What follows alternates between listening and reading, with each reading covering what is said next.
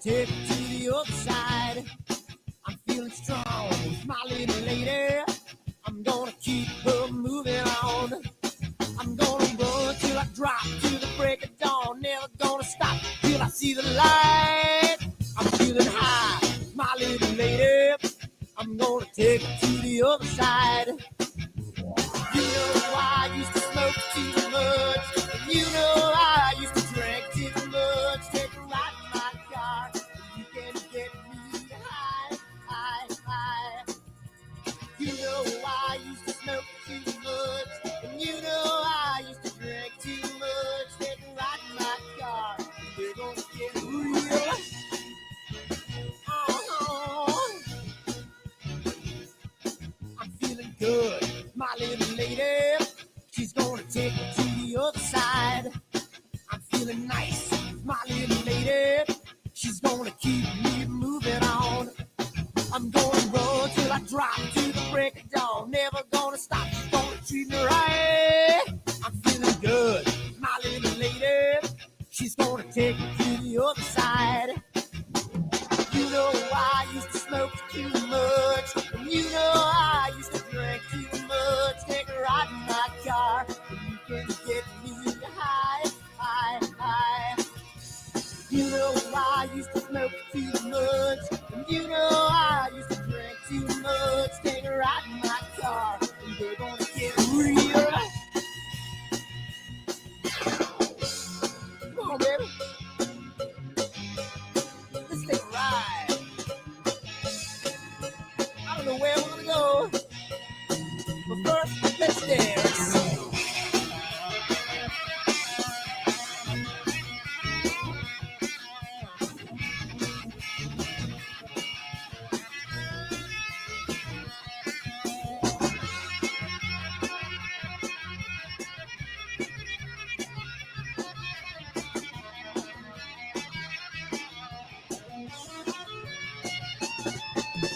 You know I used to smoke too much, and you know I used to drink too much. Take a ride in my car, and you can get me high, high, high. You know I used to smoke too much, and you know I used to drink too much. Take a ride in my car, and we're gonna get real. Oh,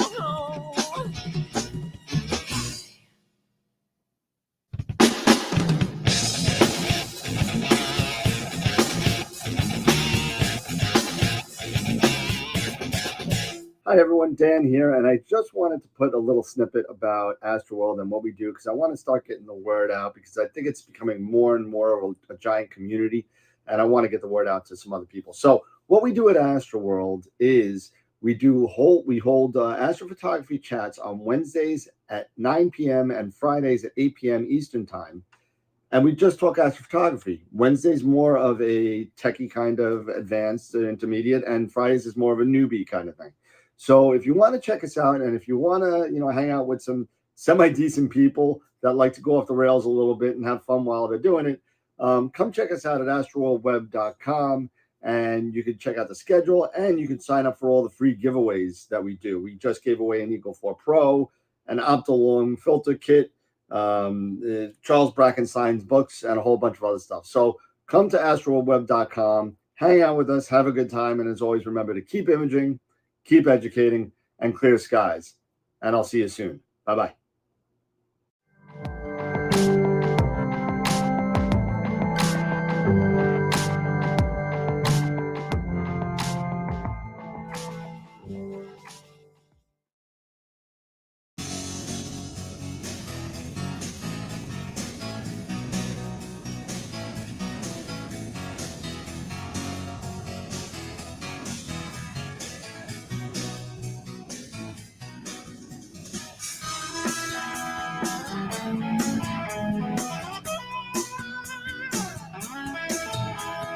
Deborah, things are becoming intense.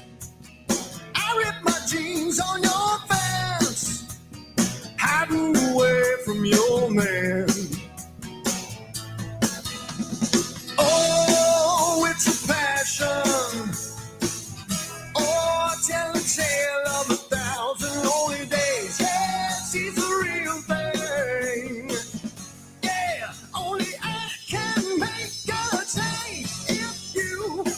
to be together.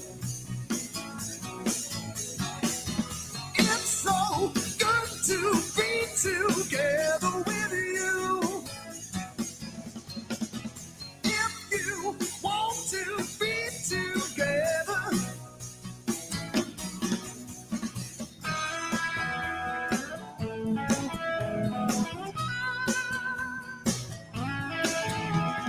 Deborah, I'm getting caught in the rain, standing here calling your name.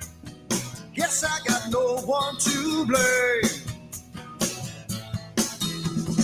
Yeah, it's a small town. Yeah, all the people turn and stare. Oh, it's a secret. Hey, let them see me. I don't care if you want to be together. It's so good to be together with you. If you want to be together.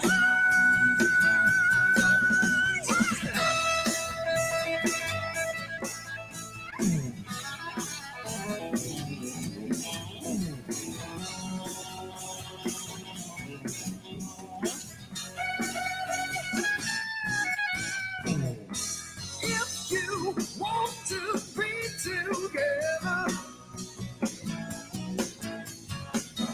it's so good to be together with you. If you want to be together, say you want to be together. I'm feeling really guilty, but it feels so bad. Yeah, so good to be together. Get together. We did it before, and we can do it again. I'm tearing out my head, 'cause I don't know when. So good. You want to be together. Yeah, yeah, yeah, yeah, yeah. It's so good to be together. Yeah, so damn good. If you want to be together, it's so good, it's so good, yeah.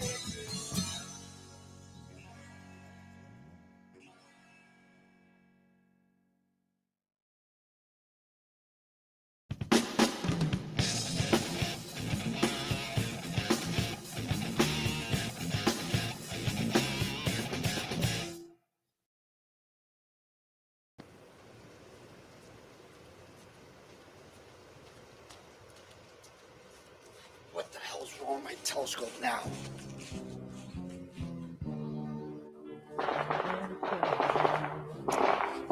Damn, what's wrong with this thing?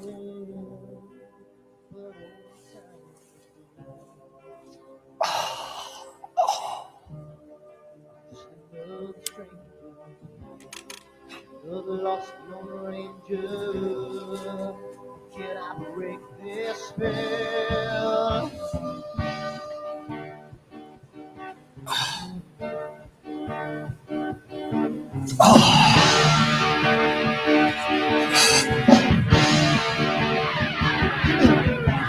Do one thing right, do I make two things wrong? If I want to stand my line, do I will always take the fall? If I just use them, I can live from the right. I sleep all day long, and then I'm dreaming through the night.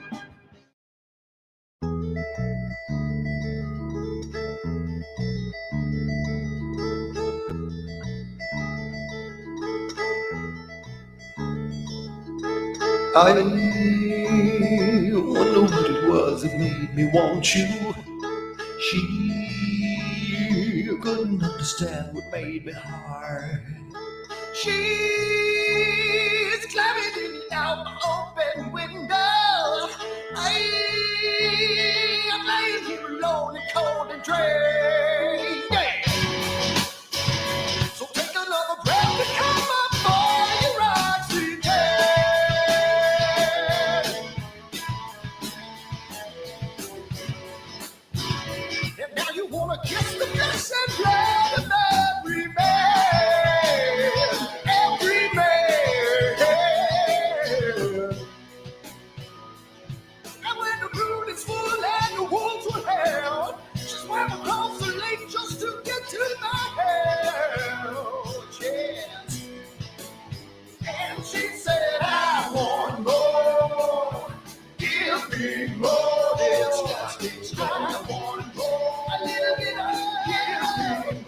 Disgusting stuff. Disgusting stuff.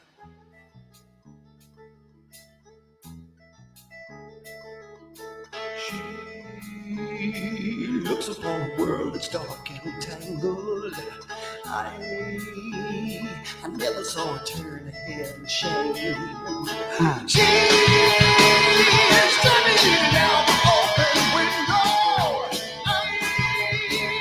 I'm lying here alone, cold and gray. So take another breath and come up for your rocks again.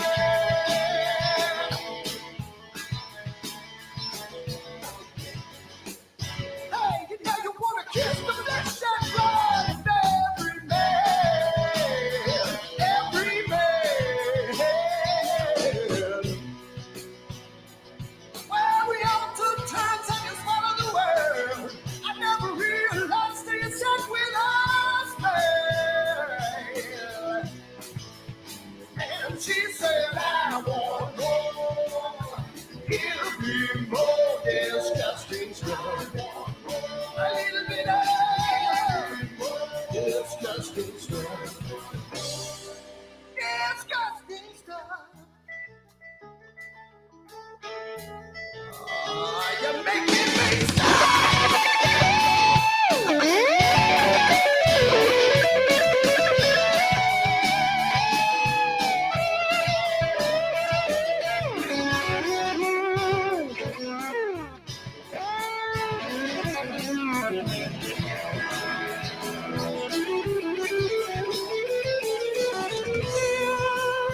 Well, we all took turns and you swallowed the world. I never realized they had sat with us, man.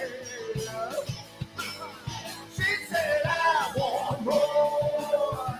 Give me more disgusting stuff. A little bit of disgusting stuff. Give me more disgusting stuff. Yeah, a little bit of disgusting stuff.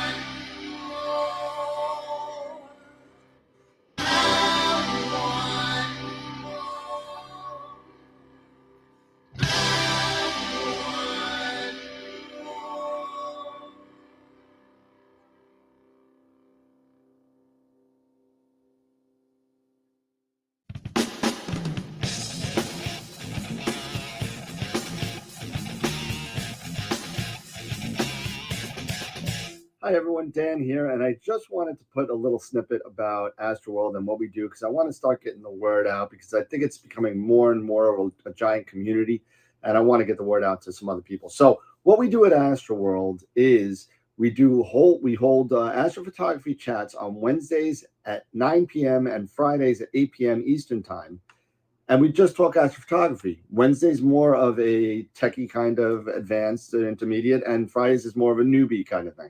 So if you want to check us out, and if you want to, hang out with some semi-decent people that like to go off the rails a little bit and have fun while they're doing it, come check us out at astroworldweb.com, and you can check out the schedule, and you can sign up for all the free giveaways that we do. We just gave away an Eagle 4 Pro, an Optilong filter kit, Charles Brackenstein's books, and a whole bunch of other stuff. So come to astroworldweb.com, hang out with us, have a good time, and as always, remember to keep imaging, keep educating, and clear skies.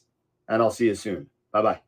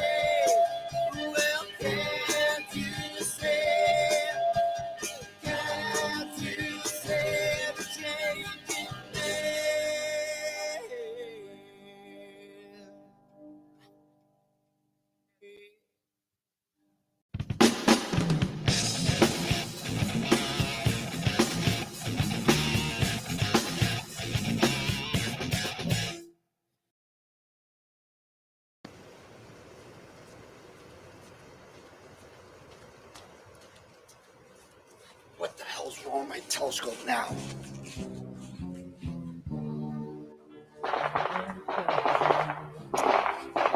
What's wrong with this thing?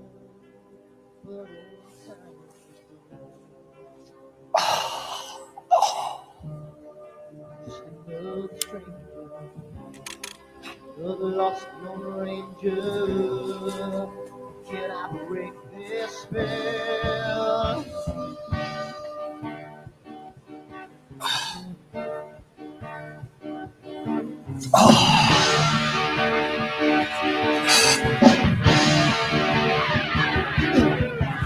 Do one thing right, do I make you do things wrong? If I want to stand by the line, I will always take the fall. If I just do step, watch you leave from the right. I sleep all day long, and then I'm dreaming through the night.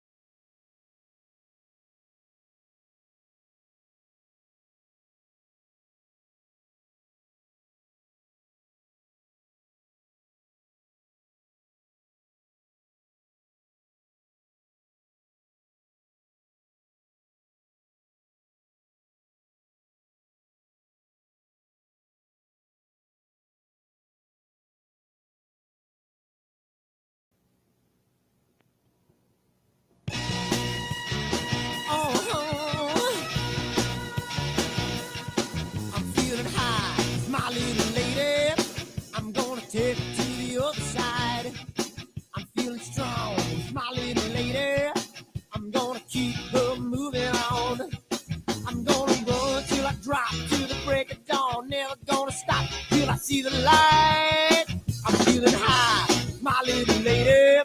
I'm gonna take it to the other side. You know I used to smoke too much. You know I used to drink too much. Take a ride in my car. You can get me high, high, high. You know I used to smoke too much. And you know I used to drink too much. Take a ride in my car. We're gonna get real.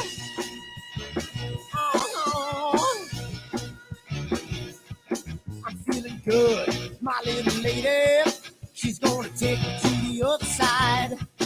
I'm feeling nice. My little lady, she's gonna keep me moving on. I'm gonna run till I drop to the break of dawn. Never gonna stop. She's gonna treat me right. I'm feeling good. My little lady.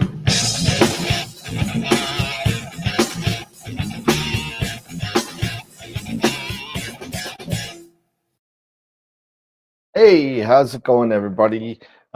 We are here, we are live, and it is again Friday night, May 26th, and I'm flying solo tonight. So, that being said, I'm going to be just chilling out. I'm going to be doing some Nina stuff tonight, and feel free to throw out some questions if you want to be a guest.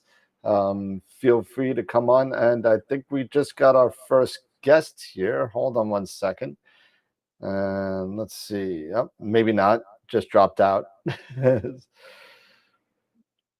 That's okay. And let's see. Guess two. Let's see. And I'll put on layers and guest.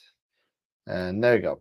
All right. So I'm hanging out here tonight. I'm getting ready to do some information on M101. And for those of you people that have been watching me on Discord, I've been having a big issue with uploading the firmware for my CFW3, and I just got it to work.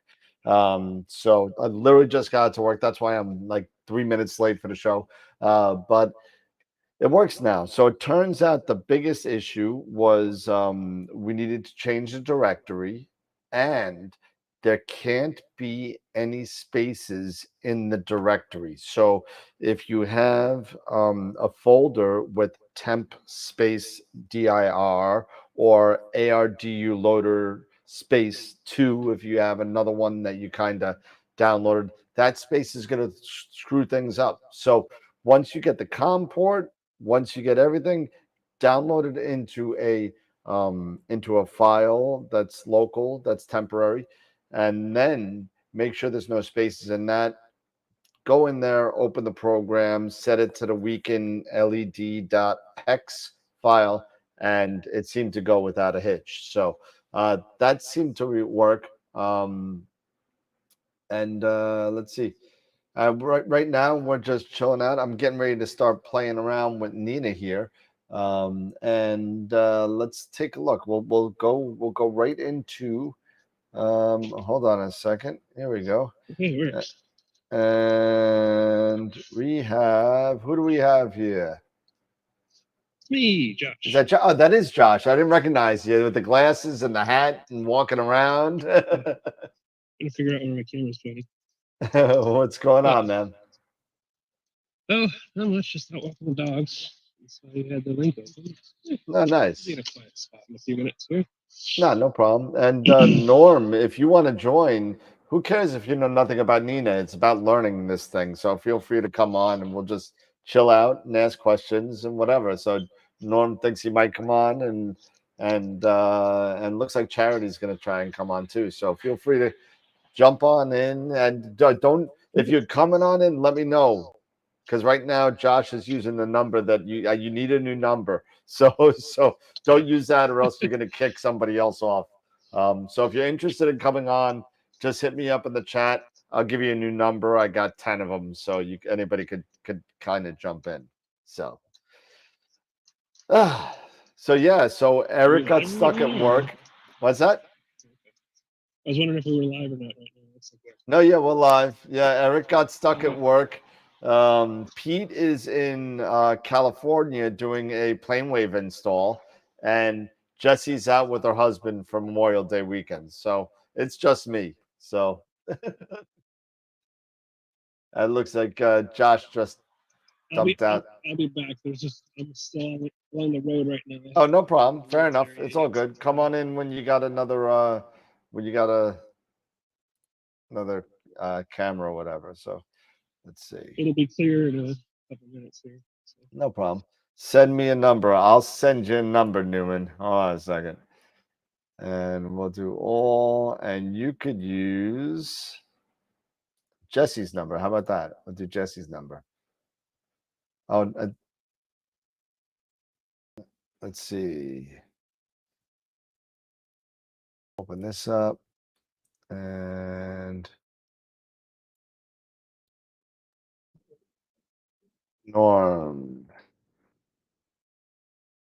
5358 5353808742. There you go. Try that. And I think, Josh, are you logged in with Norm's name, or is Norm trying to get into on that? But this is going to be interesting. But I put my name, but I used the number that was in the chat. yeah, 9552, right? Yeah, that one. Yeah, that's fine. All right. But you're still in there. That's funny. So 810. Yeah, Norm, use that other number. 535.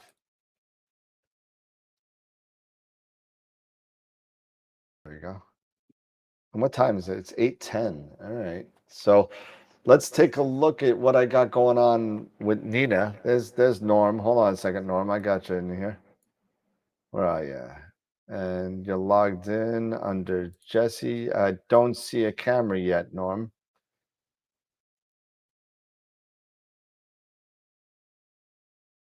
Let's see. 3 up.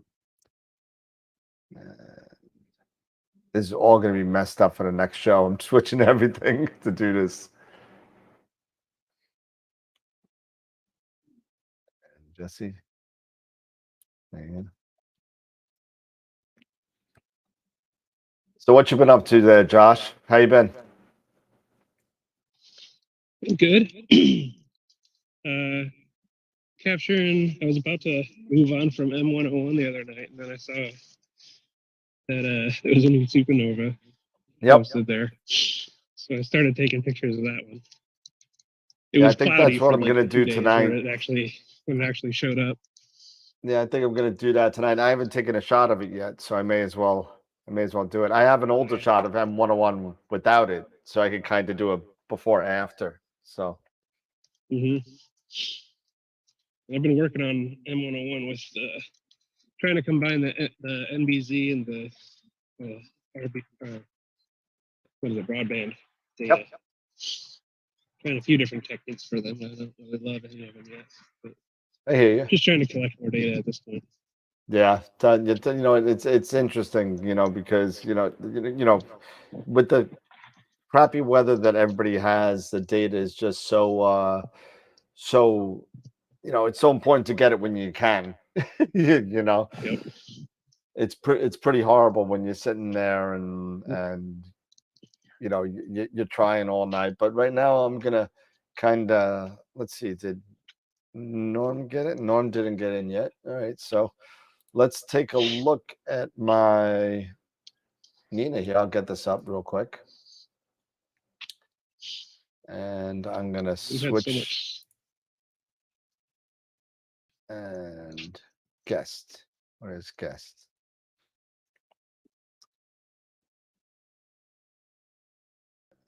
Yes, there you go. And Jesse. There we go. So when Norm comes on, we can see him. And we lost Josh for a second. That's okay. But here we go. So here is Nina, and I'm gonna just mess this up for 1 second so I could get.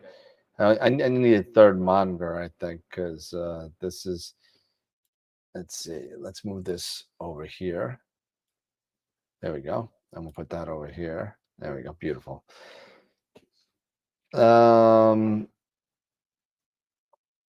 I have plenty of numbers for everybody. So if anybody wants to jump on, it's just me. And we're going to be doing some work tonight on Nina. I'm just doing a live imaging things. So we're going to sit here and check it out. So here's my Eagle and here's Nina. And I'm going to load up my default profile here. And that's what it is. So I'm just going to load that up. You know what? It's not purple anymore. So unfortunately it's not purple anymore, and I can't figure out how to get it back to the same purple. So actually I could have a bunch of people on, so feel free You could use the website. Norman, I don't have you yet. I don't have you on here. Let me see exactly. Oh, there we go. There's Norman. There you go. There you go. I think you used. Let's see. I can barely hear you. Not yet. I'm not talking. How about that? Oh, there you go. What's up, Norman? What's Newman. up? I had Nice. to refresh and reconnect and all kinds of stuff. I gotcha. There you go. Cool. And we'll tell Josh, use the second number because Norm used the first number. So just use the second number, Josh. And I think Charity's going to come online too. So just to play around, we'll have a bunch of people on and just have a little party. Let's see. Fun place to hang out. Yeah. Let's see.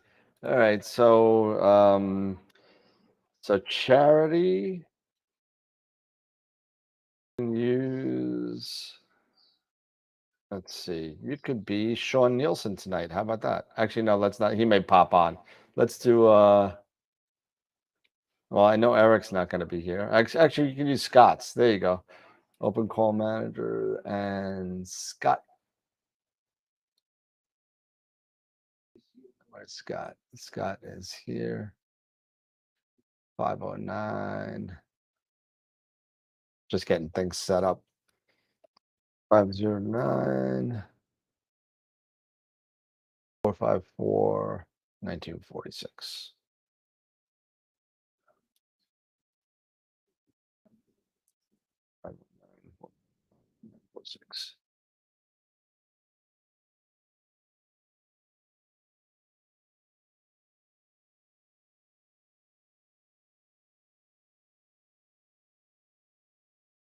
There we go. Okay, cool. So how you doing, man? What's going on?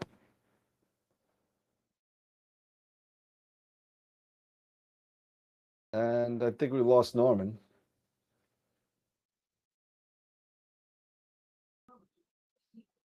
Yeah, exactly.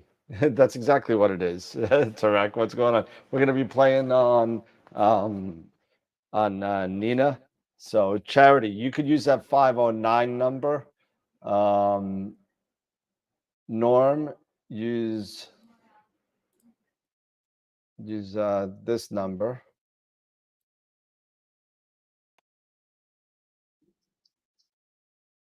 And Josh, yeah, Josh, stay there. Stay on that number. We got numbers crossing. Go to advanced.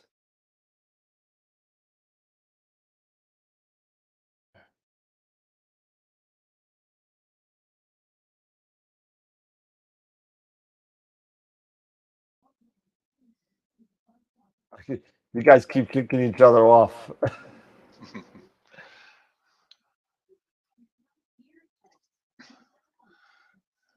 Yeah, mine froze up. I had to refresh. Yeah, I think you and Josh are using the same number.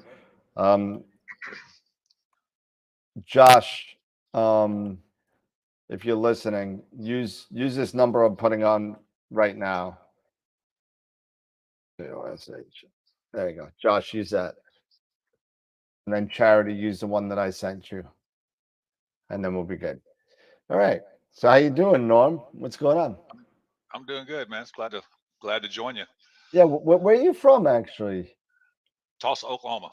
Tulsa, Oklahoma. You going to Okie-Tex or? I'm gonna try to this year. Yeah, I planned on it last year, but it crept up on me too fast. So I Ah, plan on trying to get out there this year. nice. You Yeah. going? You ever Going been out there or no? No, I never have. I've lived here my whole life and never been to Okie-Tex. Wow. Is it far from you? Because Yeah, it's about 9 hours, 8.5 yeah, hours. that's far enough. That's about what I'll be driving for Starfest in Canada Right. in a couple of months. So that's gonna be fun. Yeah, I plan on trying to make it out. Let's see. Let me just see if anybody else. Let's see. Did Josh could hold on? We got Scott. Okay, hold on, Charity. I gotcha. let's see. So let's see. And oh, hold on a second. Welcome to the dark. I'm I'm telling smart. you. I'm purple color. We're gonna change that to from Jesse to Scott. And there we go. The darkness. Yeah. What's up, in a- Charity? Hey. Hey, welcome. What's going on? Sorry. I'm a mess, guys. Don't even. Like, I wake up at like 4 a.m. Yeah. And I'm gone by 6 at the latest, and I go until about 7 or so. Oh my. So, yeah. Well, I hear you. You got the kind of Blair Witch thing going on in there. You know, you got like the whole darkness and the white on the face and everything. But that's all right. That's okay. Oh, you know, it'd be really cool if you just started screaming Josh. Josh. Josh. Josh. Josh, I forgot the liquor. Let me just get up the Nina real quick so I could get everybody in here. And let's see, I guess Jesse, Eric, and Scott. And Scott. And again, Josh is back. Edit. And Y. And there we go. All right, cool. All right, so here we go. So here's Nina, and here's my I hopefully everything works. Wasn't expecting on doing this tonight, but we'll see. You know, we'll see how it goes because it's not. It's getting pretty dark out there. So we're gonna try and get M101. We'll get the supernova and see if we can bang this out. So here's your equipment tab. And this is where all your equipment is. Now, all mine is pretty much set up, I hope. And it looks like my filter wheel's not being nice to me. Let me see if I could. Of course, the first thing I look at is, and I'm just rebooting all my equipment. And I may have to just check a connection out there, out in the field. And let's see.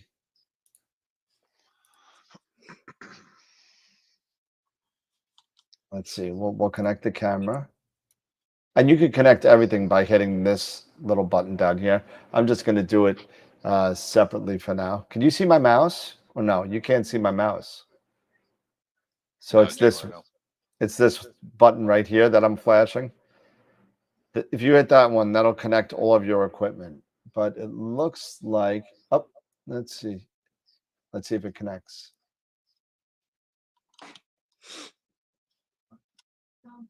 Yep. No. All right, give me 1 second. I got to run outside real quick and reconnect. Make sure the wire's in real quick. I will be right back. You can hear me probably. I won't be able to hear you though because I got to unconnect. So give me 1 second. I'll run outside and you'll hear doors smashing and me putting on my flip-flops and all that. Flip-flops. And my flip-flops aren't where they're supposed to be, so I'm walking out bare feet. Who is who, please? Like, who's the top video guy? It's a guessing game. I think I'm the obvious one, right?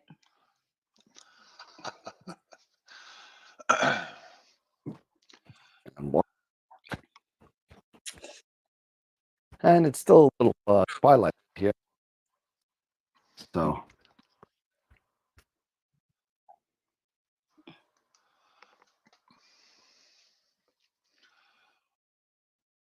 let's see if that worked.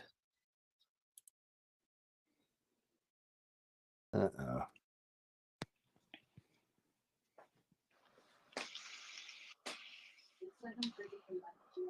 Nope, that didn't work either. Give me 1 more second. Giving me problems.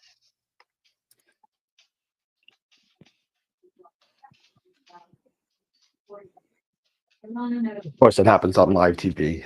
Nothing like live TV Right. where things just go wrong. Right. Or you're shy like I am, and you just like, oh yeah, why don't I join? Just like, Well, we're glad you did. oh, thanks. I mean, thank you.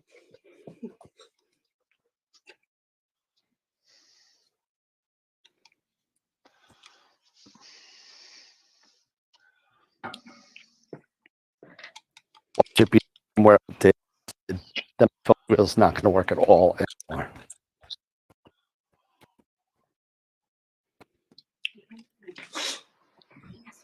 You guys haven't hit that like button yet. You know, in honor And of let's turn Eric, I everything have to back say it. on. Okay, Eric. And we'll go Smash back that to like Nina, button, guys.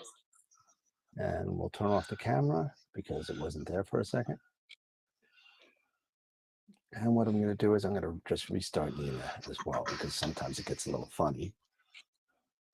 And I'll put my headset back in so I can hear what everybody's saying. Don't do it. Don't do it, Dan. There we go. Now I'm I can gonna hear sneak everything. outside. And we're going to load the profile again. And let's see. It's still not there. Why?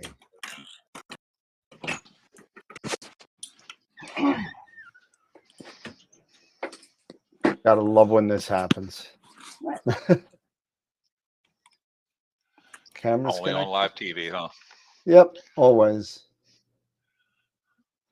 And you know, I just did the firmware to the filter wheel. And now watch it not work at all. I may have to reboot the Eagle and see. Let's see.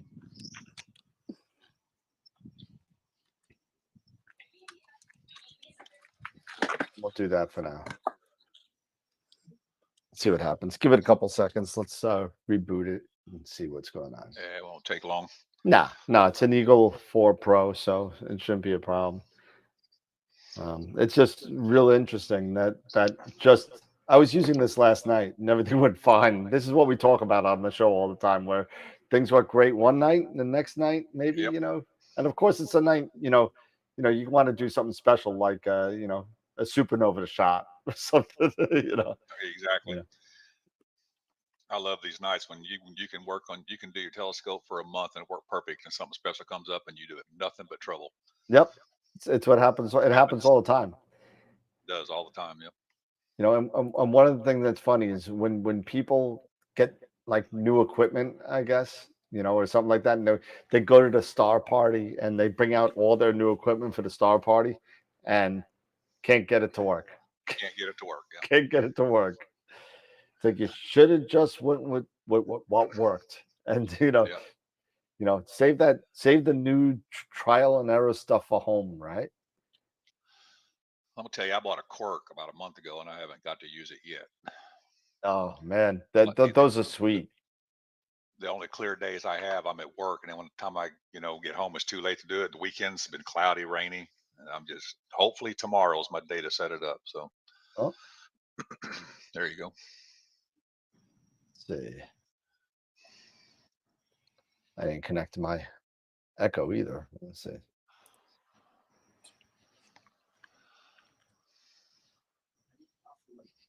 You know what? It's because I turned it green. It doesn't like me anymore.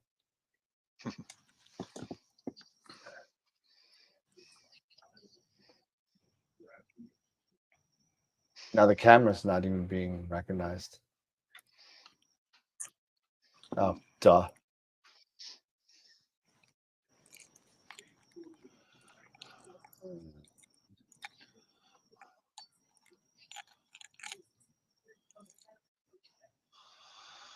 It's not there. What the hell? You know what? I may just try. Oh, I know why. I'm an idiot.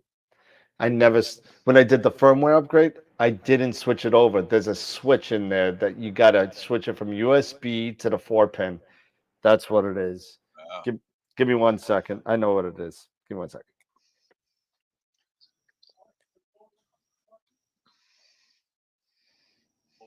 Josh, can you hear me? Can you hear me, Josh?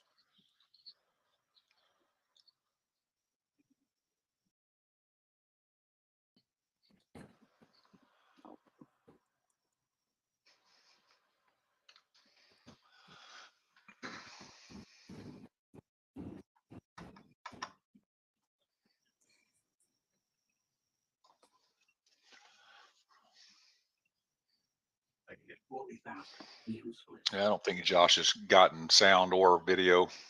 Oh, for those of you that don't know, the QHY filter wheels has a little push button in the filter wheel. You got to take a little paper clip, and there's a little hole there, like those reset buttons that you got to kind of hit all the time. And what it is a switch, because you could actually control the CFW filter wheels two ways. One is with USB, and the other one is with a serial 4-pin connector where it powers and does everything through there. So they need two different circuit pathways. So one red light is for the USB and one is green light for the serial. I use the serial because it's less cables. Hopefully that worked. Let's see. That's good to know because I got a brand new QHY filter wheel laying here beside me. Oh, there you go. So I mean, the whole thing. I believe in default it's set to red, which is USB. You could tell when you boot up the filter wheel, it'll go through 2 runs of the filter wheel, and then the lights will start flashing on you, and it will end up on red or green.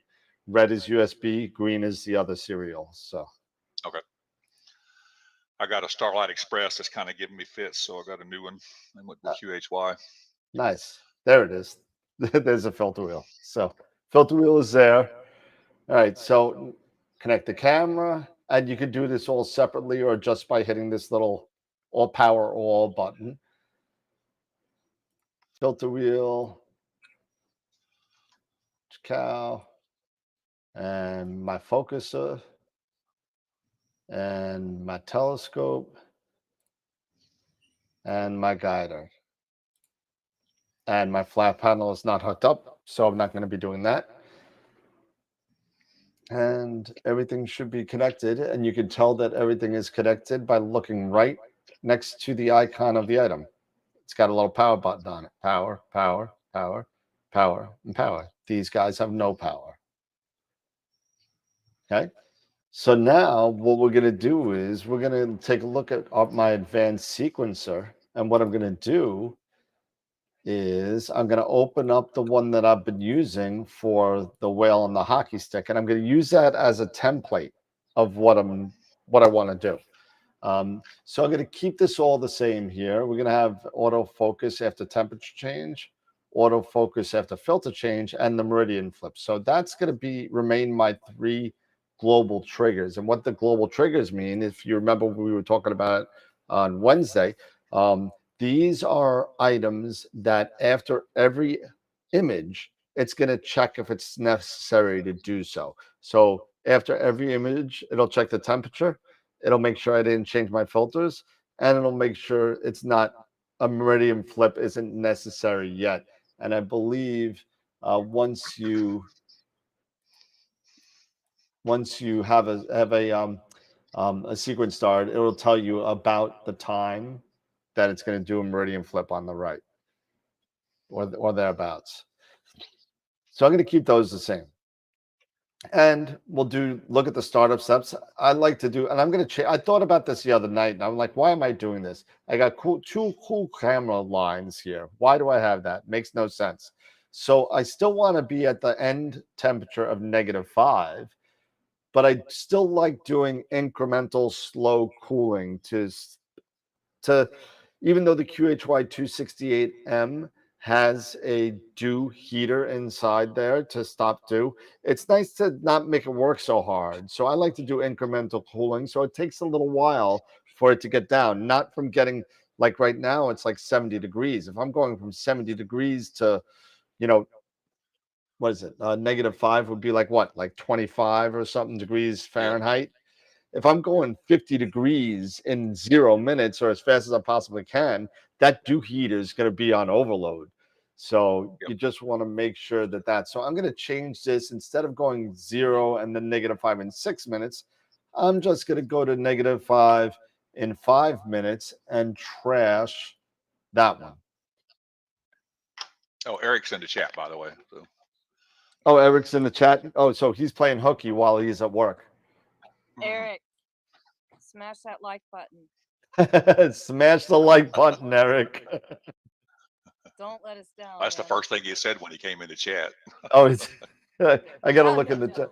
Let's see. We got Josh trying to get on the phone.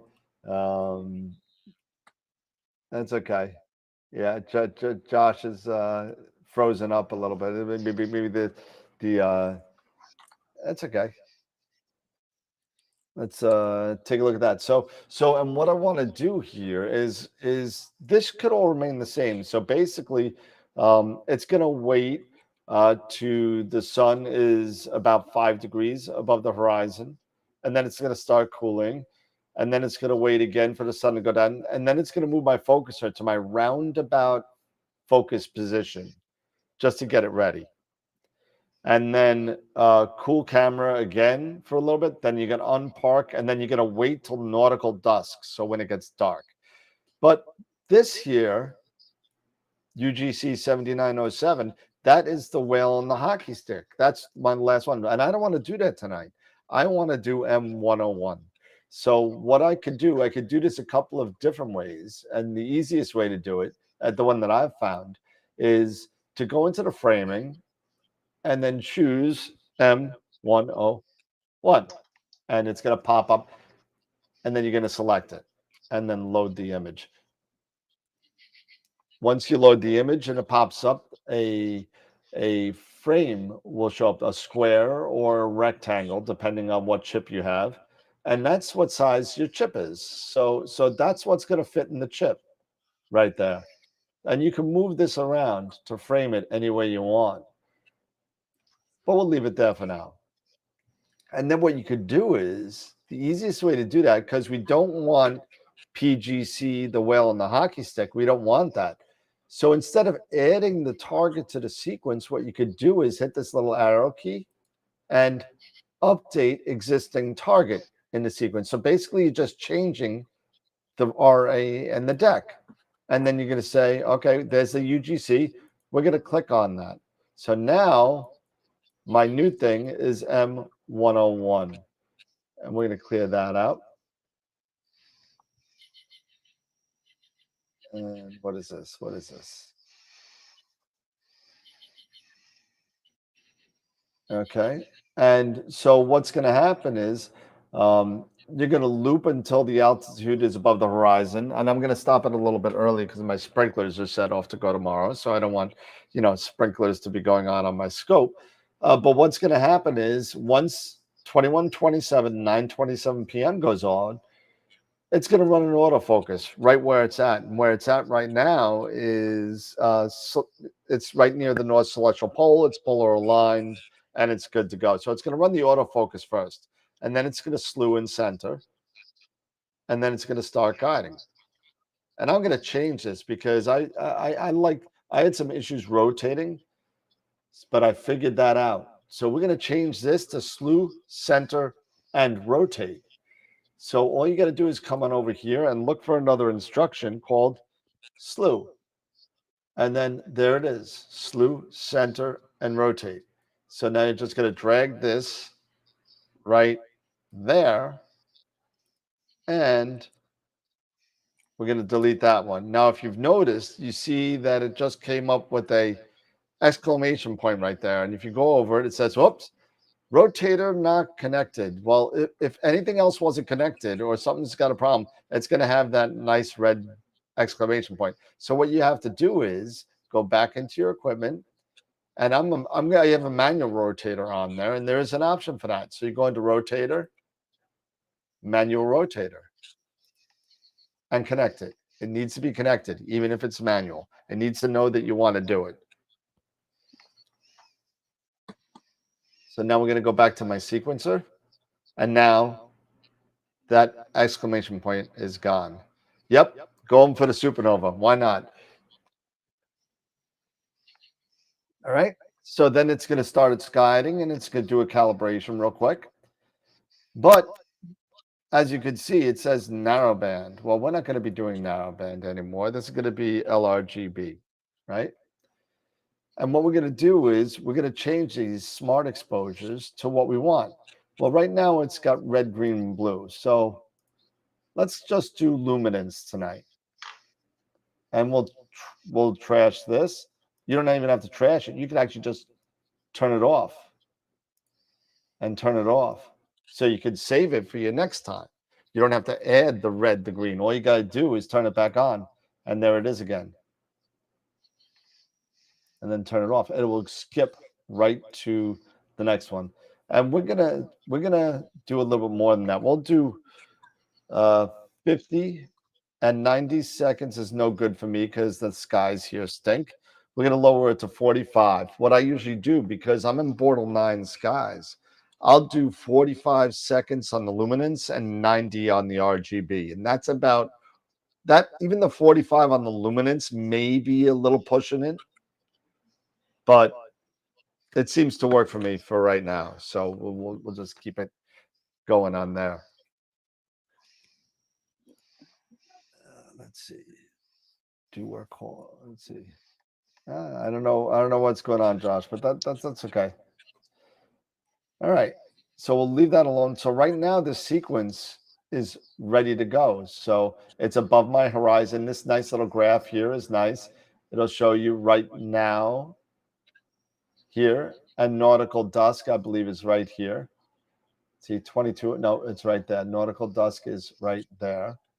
So that's where it's going to start imaging, and it's all above the horizon, and it's going to remain above the horizon until about 1 a.m., which is fine with me, and that's where I'm going to stop it because I don't want my sprinklers to go off all over my nice telescope that we don't want that. So now all you really have to do at this point is hit play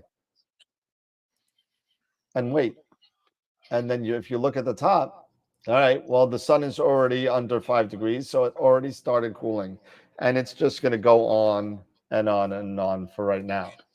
So right now it's it's negative 5 degrees right now. So it's going to start cooling. And then it's going to go right to the next.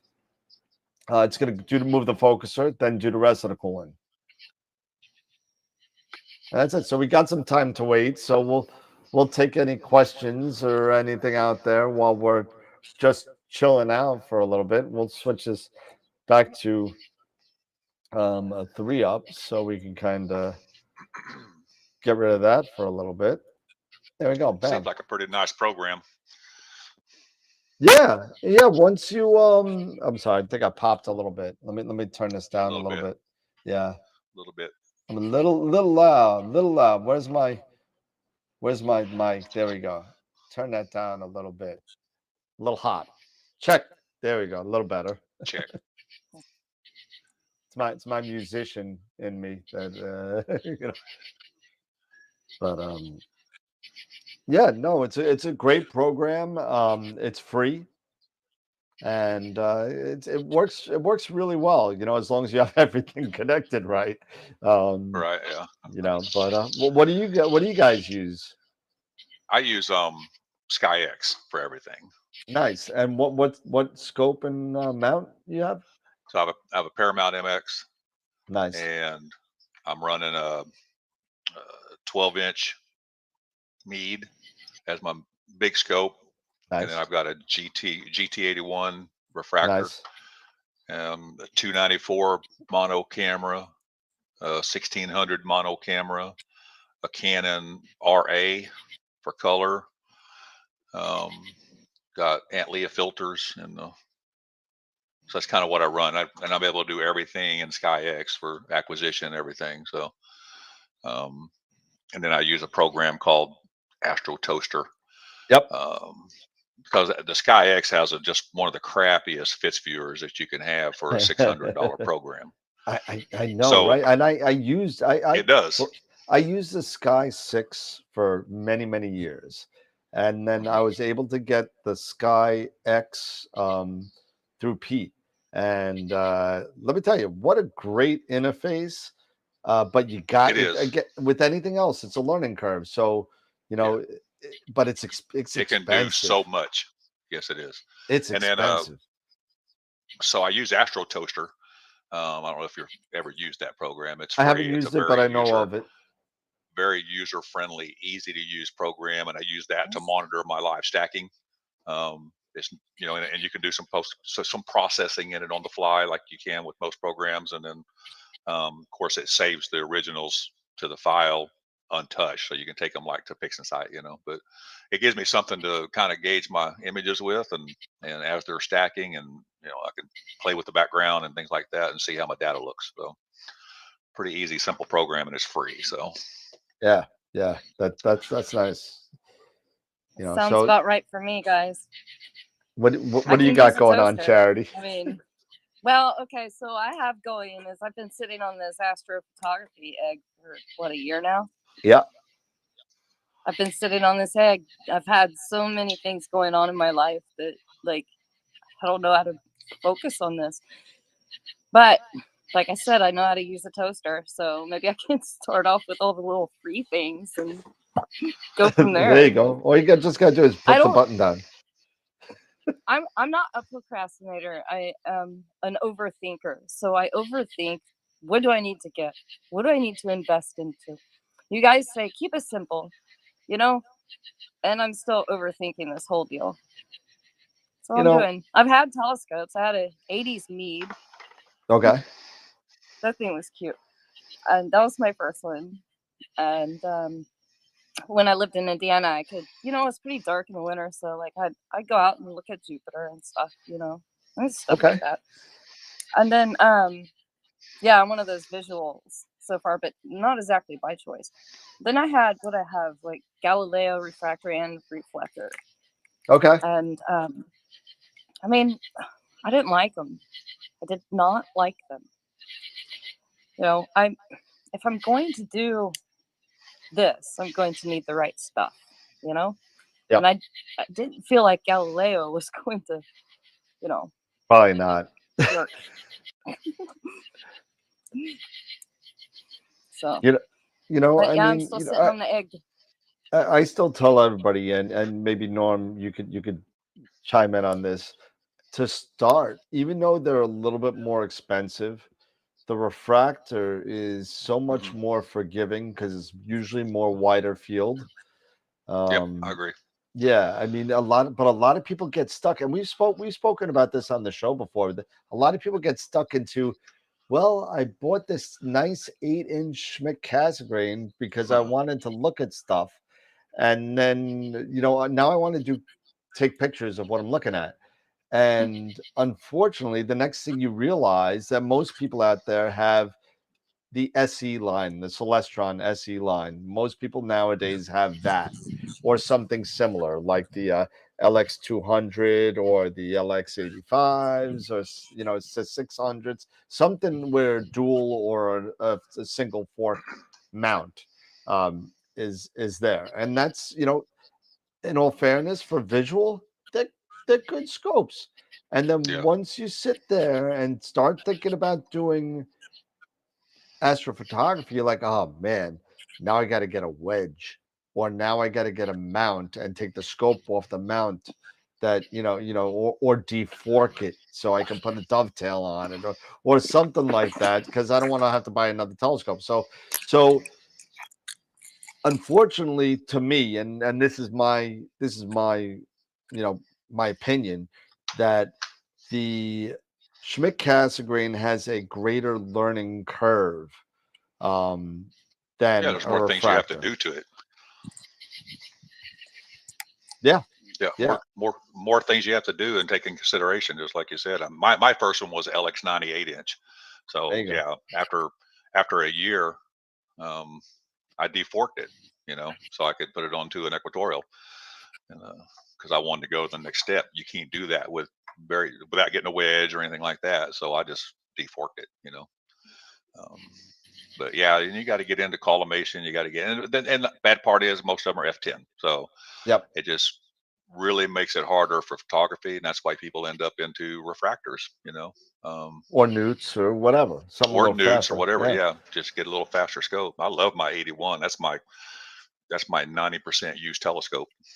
Yeah, and Eric made a good point on, on the chat. Yes, you're right, Eric. The SCT is that, and I know I'm going to steal your terminology, Eric. It's the Swiss Army knife of telescopes. Yeah, yeah. Because with the addition of either hyperstar or reducers or whatever you want to do, you could definitely use it for a multitude of objects. You can.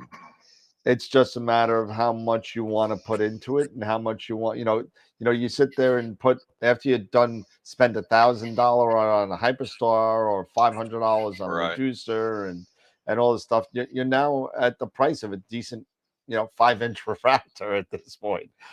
That's correct. I love my SCTs and they have a purpose, but I typically will go to the 81. I use the 12-inch maybe 2 months of the year for sporadic things, planetary nebulas season. and things like that are, in galaxy season, obviously, but Yeah, it's I think of refractors, especially if you're trying to get into it, is probably the best option. Easy to use.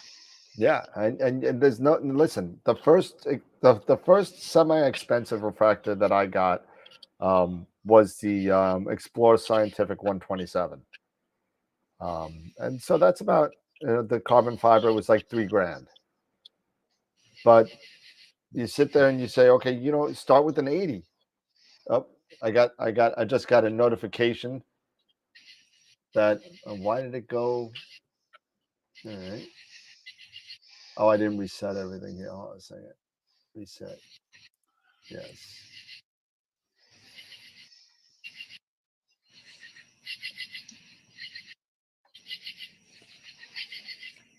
Are you getting a lot of background noise from me? Just a little little noise. Frog or cricket. All of it. Boar. Tree frog. Mouth, No, they don't make any noise. They just sneak up and bite you. Right? I don't want to find out the hard way.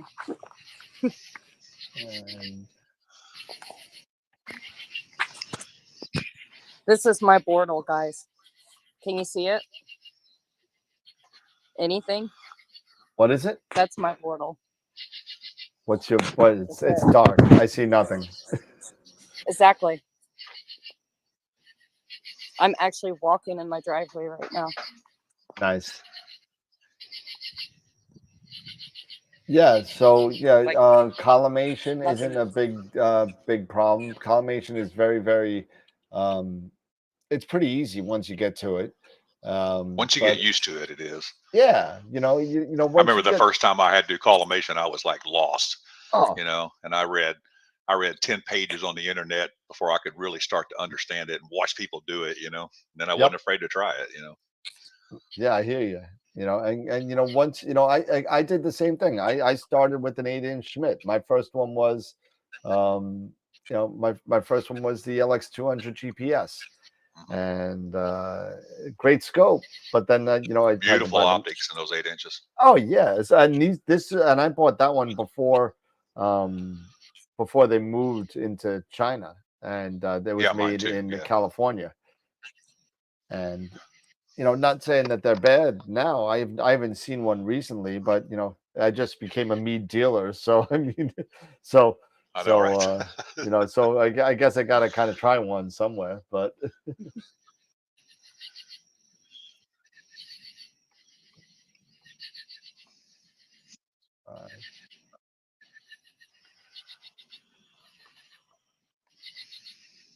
Yeah, in the early days, I wasn't into astrophotography. I was actually live broadcasting on a website. So the fork mount served its purpose because of a lot of lunar, a lot of planetary, and some short exposure, deep sky, bright optics. The low hanging fruit, M20 and such. Yeah, sure. So it wasn't that big of a deal. But then as you start looking at these images, try to build, yeah, you take the next step. So just go there, right off the bat. Just go there first. Yeah, 80. I love my 80. I got I love my 80. I love my 80. Even though I sold my Esprit 80 because I wanted to get some other stuff, and then I had two 400 millimeter scopes, so now I just have one. But it's I got the ASCAR FRA 400, which is really nice. Not as good probably optics as the 80 Esprit, but it's so much lighter and smaller and compact. So Right. what do we got going on here? All right, so I'm just waiting for Nautical Dusk. That's what I'm waiting on. Nautical Dusk. That's it. So I got about a half an hour before I start that. So we'll probably just start the imaging, get a couple of shots, and then dump off because it's going to be almost 10 o'clock at that point. But you're not at Nautical Dusk yet? Nope, not yet. 21:27. Wow, so, it's dark. Where are you? What was that? Where are you located again? Central Florida. Oh, you're a little further down south, so yeah, a little bit, huh? I mean, I could probably, if I wanted to, I could probably, if I go to my imaging tab, let's see if I could. Nope, I'm in the middle of a sequence, so let's see. Stop, and then I just took a 5-second shot. See what it looks like. Oh yeah, I could probably start. We could change that to, and I'll show you how to do this when let's see.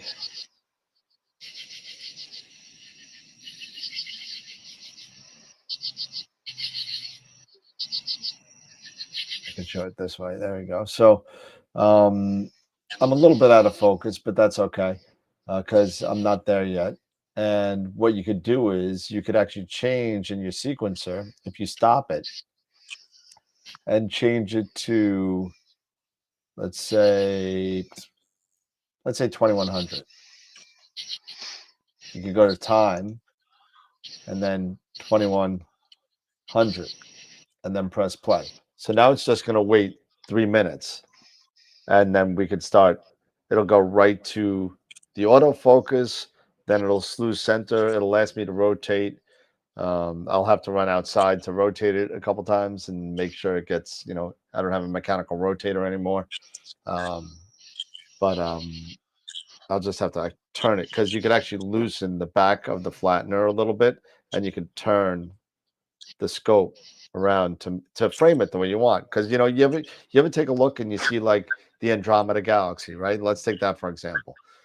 Sometimes it won't fit side to side, and sometimes you don't want it that way. Sometimes you want that slant kind of, to fit M110 and M32 and fit everything in there that you can.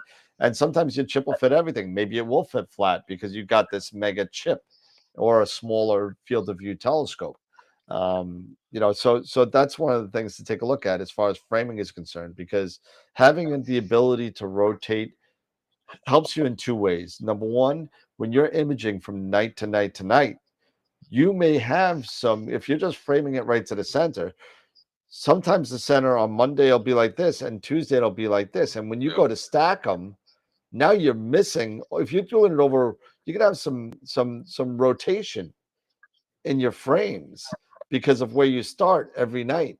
So it's not going to be all lined up. And when you go to stack them, you're going to see like the lines of all the frames because then it's going on the stars.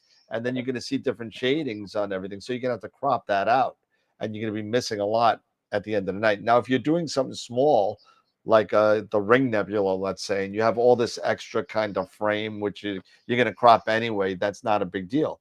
But if you're doing something like Markarian's Chain or something like that, where you need the whole frame, you may want to be able to have the ability to rotate your framing and match them up so you have very limited cropping.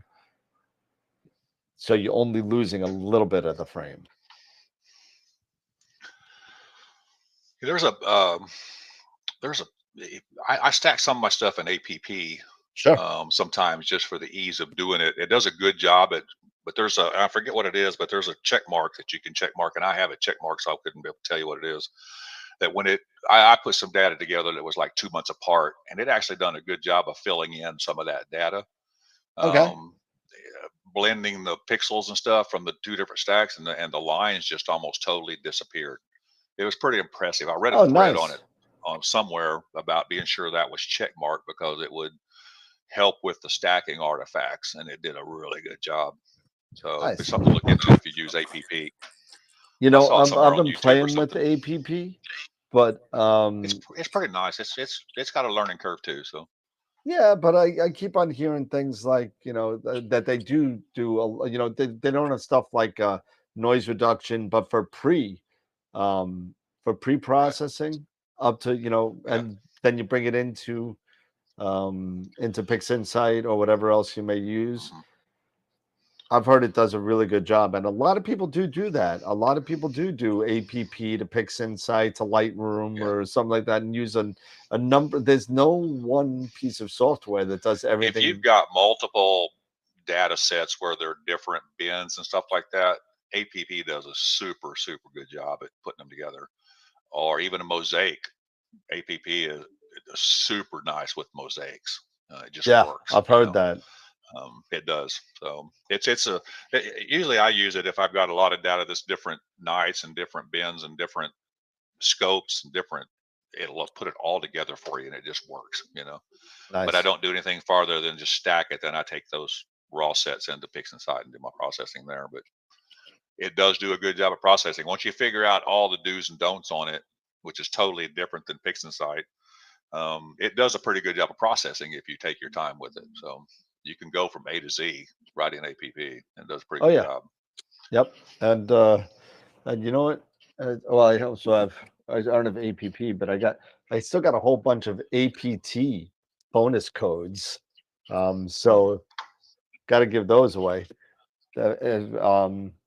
Evo from APT, we hung out with him at NEAF. He gave me a whole bunch of 2-month bonus codes that I could give away on the show. So that was nice of him. Yep. But this is going through its autofocus, and you can see. Remember, I said I was a little bit out of focus. Now, what I'm going to do here is, you see how the first 3 right here in the right side, those 3 X's. Yeah. It was so out of focus, it couldn't take a reading. So every once in a while, what I'm going to do is I'm going to update that starting focus number. So it looks like it's a little bit less than 46,000, and I'll find out at the end of this, but I will update that number in my sequence. So it'll go to that number the next time to start. Right. You know, so it'll start there, and then I won't have those 3 shots or more that it's gonna just keep on taking data until, you know, it's just a waste of time. You know what I mean?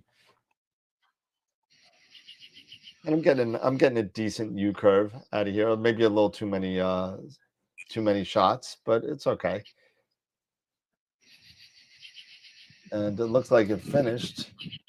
And 46, so 45,960 is a new one. 45,960. So when this is done, I'm going to write this down. 45,960, right? So then when this is done, I'm going to change this number here to move focuser to that 45,960 and save that sequence. And then use that number, and that number will change. It will change based on the temperature, the night, the seeing, a whole bunch of stuff. That number will change. So now it's telling me to rotate. So this is where I got to go grab my laptop and go outside because I have a manual rotator. So I'm going to have to move things a little bit, and you'll see. You won't see because I'll have to log on with my laptop. So it's going to kick off my remote desktop connection. But so it's telling you to rotate it clockwise. Yeah, clockwise 81 degrees. That's cool. It looks like. Yeah. That's so cool. yeah, so it'll tell you which way. That's only with the manual. With obviously with a mechanical rotator, it would just do it. Just do it, right? It would just do it. But unfortunately, I have so little with the adapter that I bought from Precise Parts. I guess I made it a little too thick. So I didn't leave enough back spacing for a decent rotator, like the Arco or something like that. With the or even get a Nightcrawler or something like that. I didn't have enough space to do that. So with the camera, the filter wheel, and a couple of spacers, I would need to get a little bit of a smaller Precise Parts adapter for my flattener to get me more availability of back space to put something in there. So, but I'm going to run outside for a couple of minutes and do this. So give me a little bit, okay, everybody? Oh, found my flip flops. Everybody, So I'm going to go. If you haven't smashed that like button, go for it. Yes, smash it. I'll be right back. Sorry. We got 24 watching and only 20 likes. Come on, people. That's what Eric would say. Smash that like button. He would probably. Oh, we just went to 21. Yeah, he'd raise his voice. He sure would. I'll make y'all do 20 push-ups for every unlike we don't or like we don't have. How about that? Dan will have to do 20 push-ups per person. That's about all I have to add to this show, guys. I'm sorry.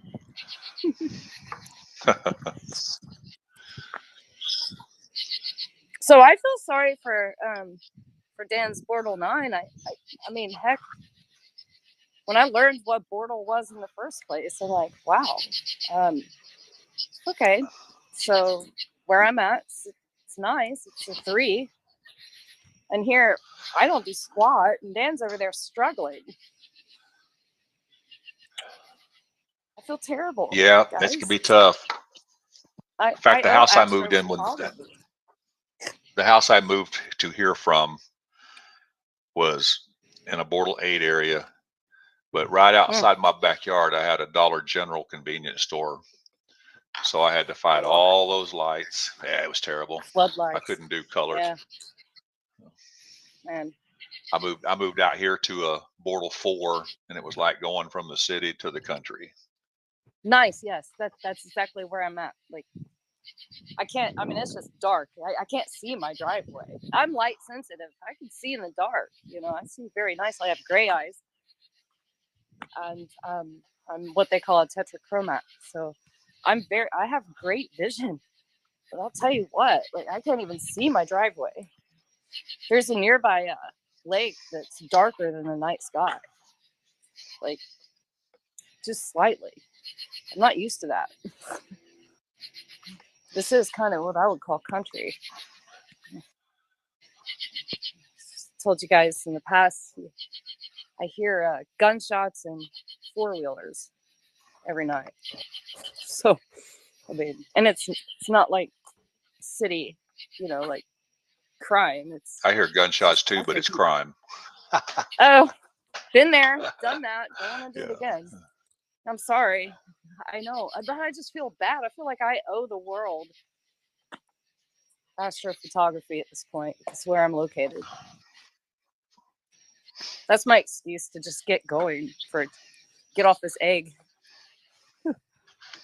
Well, I hope everybody hasn't minded us kind of hanging out here with Dan and being part of the show. We're not the usual crew. I'm a country boy from Oklahoma and just having fun hanging out. And I mean, as I've explained, I'm just curious. I'm from everywhere. I've lived from north to south, east to west. So, right. In case anybody hadn't noticed, got my guard dog laying here in the doorway behind me. He's guarding my door. Let's sit back in here. What breed is he? He is a black lab shepherd mix. Nice. He'll lay in that door every time I'm in this room. He'll lay in that door right there. It's awesome. Welcome back, Dan. Welcome back. So So what happened was I rotated the camera 2 or 3 times, and what it does, you just you rotate a little bit, you hit OK, it'll take another picture, it'll tell you to rotate again until you get whatever your tolerance is. Mine's set to about 3 degrees. So I like to be within 3 degrees of every picture. And once that does it, then it will re-slew and center, and you're good to go. Right now, if I turn this off and you see the bottom, right now it says it's starting to guide. So if we go to PhD guiding, so how did you know that you rotated it enough, or does it fill in that line as you come down? Yep. So it'll tell Okay. you take a new picture, and you know what I did? I think I left the lens cap on my guide camera. So hold on a No second. doubt. Only on live TV. Wow. This would make a great short. Oh to God, add here to we the go. I told start you of the that video is all true. I always forget to do stuff, man. That's why I run around like a maniac. It's okay, Dan. It's okay. And you'll see, you'll see as soon as I take it off, you'll see stars. It'll be pretty funny, actually. No doubt. You got one. There you go. So there you go. I went out I one don't know night if in you the heard all dark that to. because I went out one night in the dark to reboot my redo the connection to my filter wheel, right? So it has 2 ports on the filter wheel. It's got the USB port out, and it's got like an ST4 port for an ST4 cable. So I went out there and I unplugged it, and I counted to 5, and I plugging it back in. I plugged it in, and come back in. The filter wheel wouldn't work, and so I got mad and I shut the whole system down. And I went out there and looked, and somehow I had put the USB cable in the ST4 port. However, I got it in there, I have no clue. So take a flashlight with you sometimes. Hey, I hate to do this, guys, but my phone is about to die. Yeah, no problem. So I'm gonna plug up for a few, plug in, and I'll just get off of the show and let you guys no take problem. over. Good to have you. Because I've been so entertaining. Hey, smash that like button, right? Yeah. Bye, Charity. I think I still need to smash it. So I mean, my bad. All right. Well, thanks for having me on. It was nice to formally kind of meet you guys. Absolutely. And I'll be in the chat here shortly. Very good. All right. All right. Bye. Bye.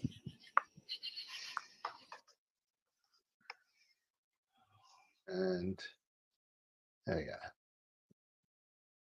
And then there was 2. And then there was 2. All right. So right now, now that the lens cap is off, it's starting to do its calibration. It's doing the E steps right now. And it automatically would have done it if there was a lens cap not on there. But sure. Yeah, so now it's doing its little calibration. And then it will go on to the next step, which would be, I think it's taking images. Yep, it goes right to images. It goes right to the luminance. Yep, started exposure. So we'll just see what happens here. Clearing backlash. And my PhD guiding is normally pretty decent. And of course, that I've said that now, it's going to be like crap. Right. But it'll be terrible. It's going to be yeah, it's going to be horrible. You just jinx yourself. But normally, throughout the night, I have an EQ8R outside. So normally I'll get somewhere under 0.5, 0.4, somewhere like that. Nice. Even in crappy New York. I mean, the EQ8R, even though it's a monster, and I would not tell anybody to bring this into the field because it's just too heavy. Yeah. But if you have a pier, and if you're lucky to have a pier like I do, where you could just leave it outside, get a Pegasus mount or something light that you could just bring out to star parties with you. That'll carry a decent payload, and then you'll be good. Out of every upgrade I've ever made, the pier was the best one. Oh yeah, absolutely, without a doubt. I mean, I'm automated. I'm in the house. Everything's run from the computer. I got 100 foot of Cat 5 cable to the mount. Everything's automated. But the best upgrade I ever made was to Pier. Yeah. Yeah. You know, the first best upgrade that I ever did when it came out was the Pole Master.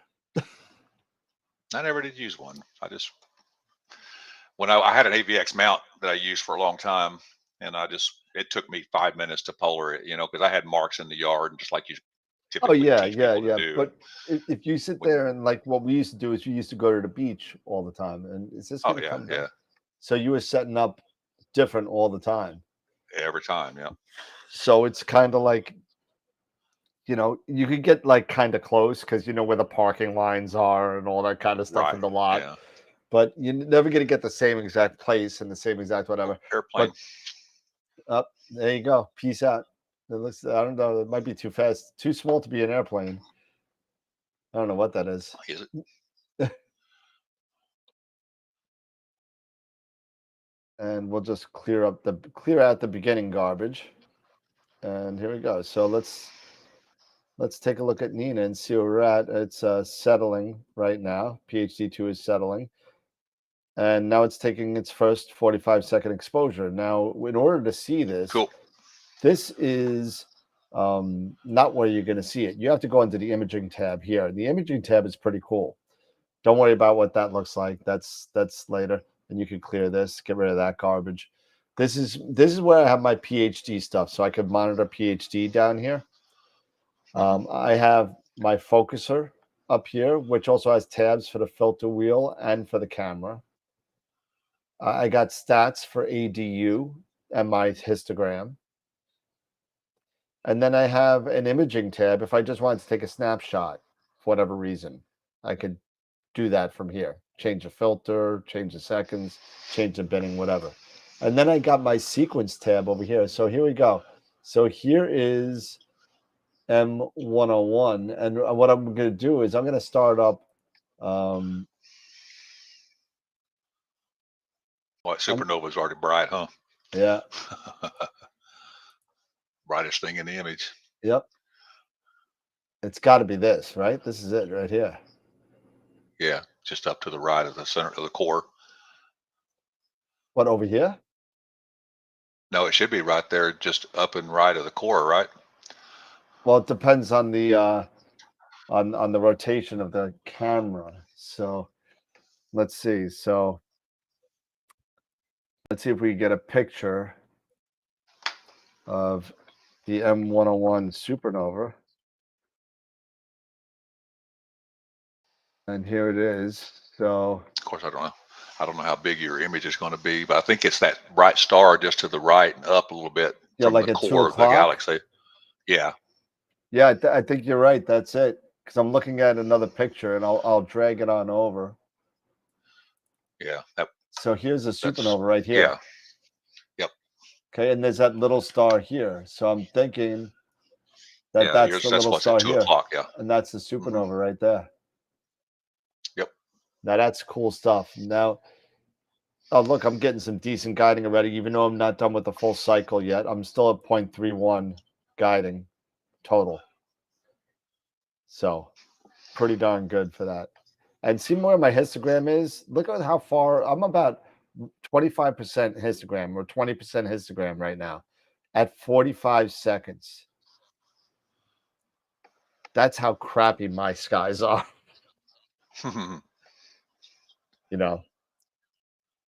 And what we could do a couple of things. We could do the Pix Insight live stacking from here if we wanted to.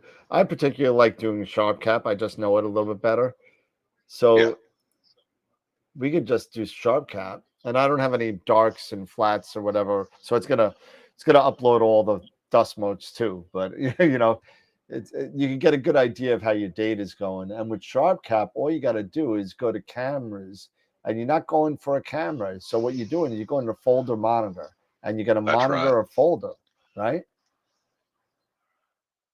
And then you go under your tools and your live stack,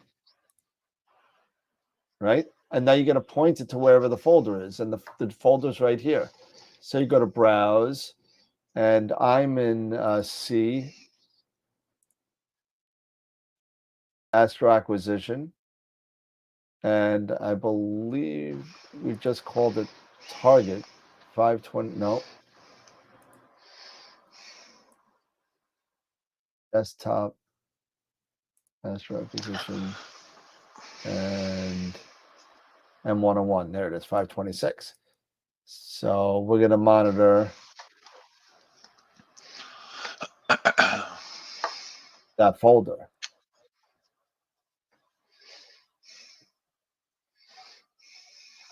Right? And then what we're going to do is, so it's there already, right? There's the folder.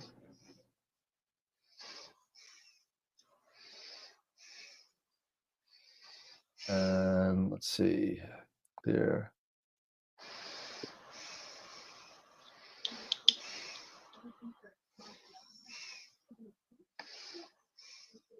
I think I went too far back. So let's see.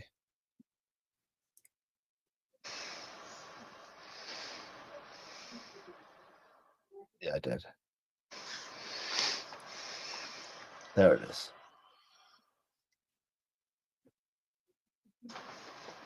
Now we got it. So I also got, it looks like I also have the tracking ones also that it was screwed up. So let's see how many pictures that were screwed up, because how many did we take so far? So we took 7, 8 now. So we took 8. So I'm going to go and look for 8. So 1, 2, 3, 4, 5, 6, 7. Yeah, that's all 8. So let's see. One of them is screwed up, it looks like, because that's. Yep. We're gonna, one of them's messing up your rhythm. Yep. And we're going to just open up all these.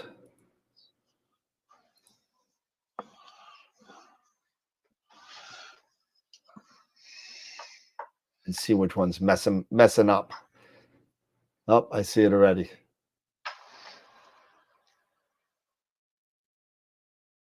It's this one right here. There it is. That'd be the one. So that's 211345. So look for 211345. And it's the first one. Of course it is. So we'll Makes delete sense, that one. So we'll delete that one. Okay, and then we'll go back into Sharpcat. We'll clear. Right. Restart it. And then we're gonna just browse, refresh. Sorry, if you don't need to do that, we can refresh it and then play. And we got another one that's messed up. What's going on? All right. That one's even worse than the first one. That one's horrible. What's going on? Yeah. Let's see. So, well, we got this one out of the way. That one's okay. That one's okay.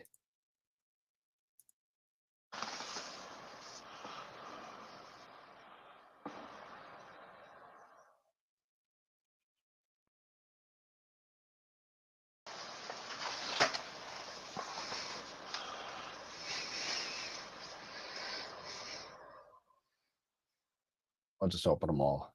So, Yep. There's the first one again.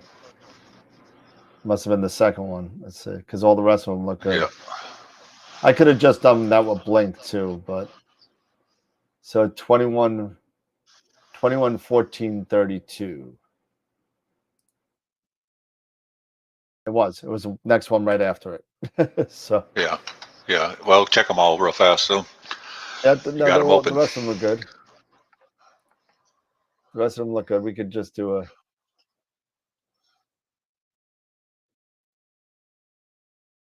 They'll look good. It would have probably been easier just to do them in Blink, but yeah. All right, so let's try this one more time. Third time's a charm, right? So we're gonna clear Supposed to it. be. Yeah, supposed to be. Clear that.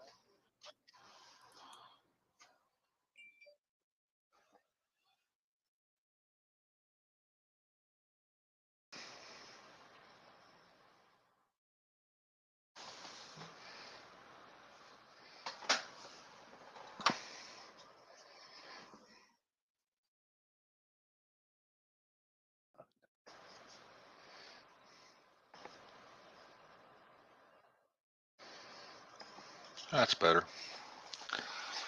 3. All right, there we go. Yep, that's definitely it right there. Yep, that's definitely it. Got one little dust mote down at the bottom. Thing is bright. Look at that thing.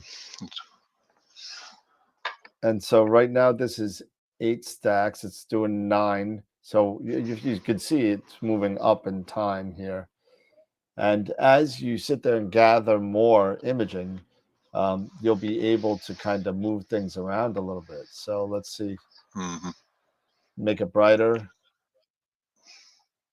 Make it darker. You know, get it somewhere where you feel. There's also a an auto stretch kind of thing. You can kind of do that guy. This little guy. Actually, it's right underneath our pictures. There's a little. Let me see if I can lower us down a little bit, so you can see what I'm talking about. And we'll lower me down and lower you down. So here's your histogram right here on the right above norm, right over here. Okay? And there's this little lightning bolt right here is an auto stretch. And then there's another auto stretch down here, but I find that this kind of screws things up a little bit like that. And then you got to kind of move the mid-level and black level manually to kind of get what you want to be.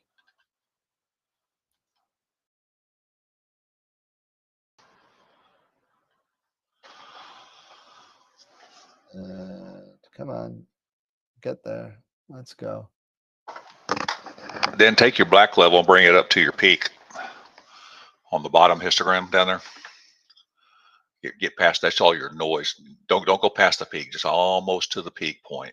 That'll set your background pretty close. You get past all that. Those tumps down there is all your light pollution. So yeah, now you can, there you go. It kind of helps balance the background a little bit.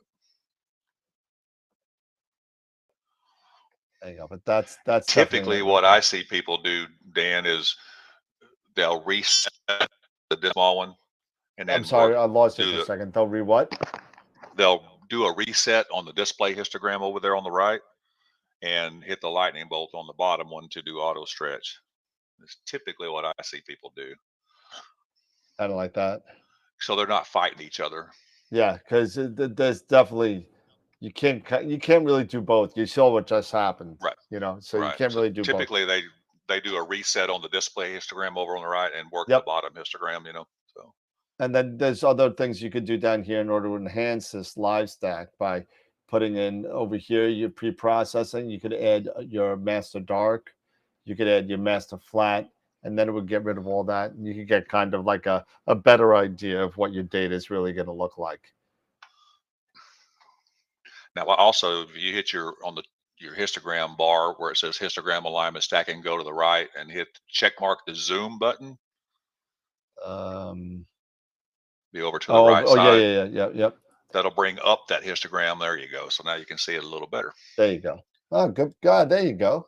Nice.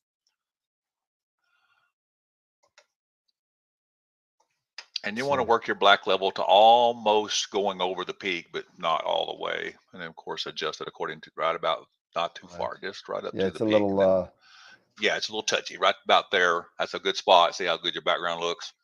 And then you work your white point, and they'll get more as more data comes in. It'll spread out a little bit. Yep. And again, don't forget, there's no flat supply. There's no nothing applied. There's nothing. So that's why, as you see this, you start to see all the garbage that's in there. Oh, even the nice little satellite that comes in there. Yeah,